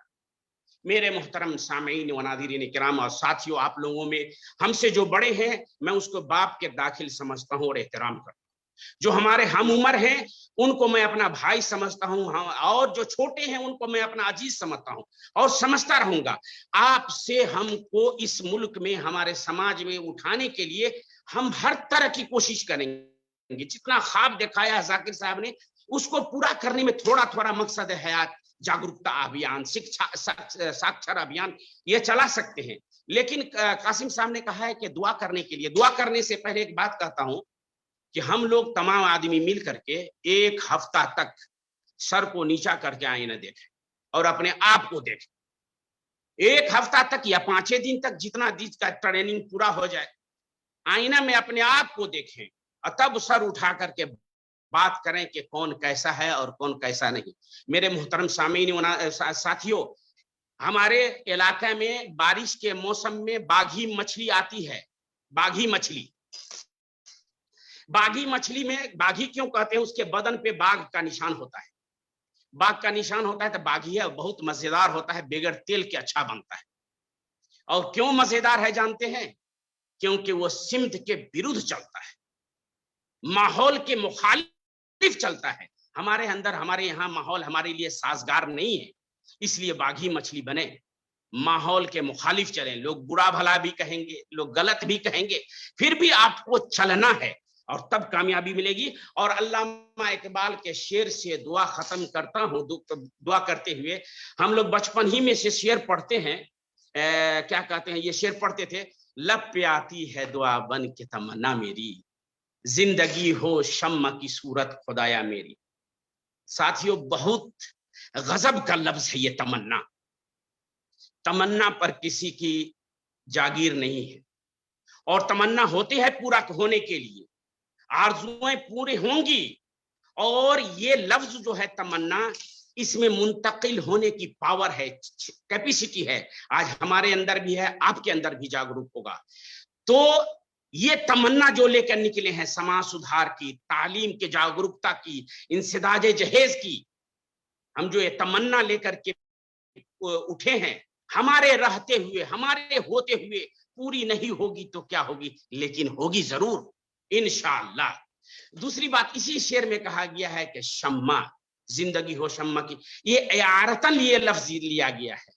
मेरे मोहतरम, ये मोमबत्ती जो है पिघल पिघल करके जीती है, लेकिन जब तक जीती है तब तक रोशनी देती है।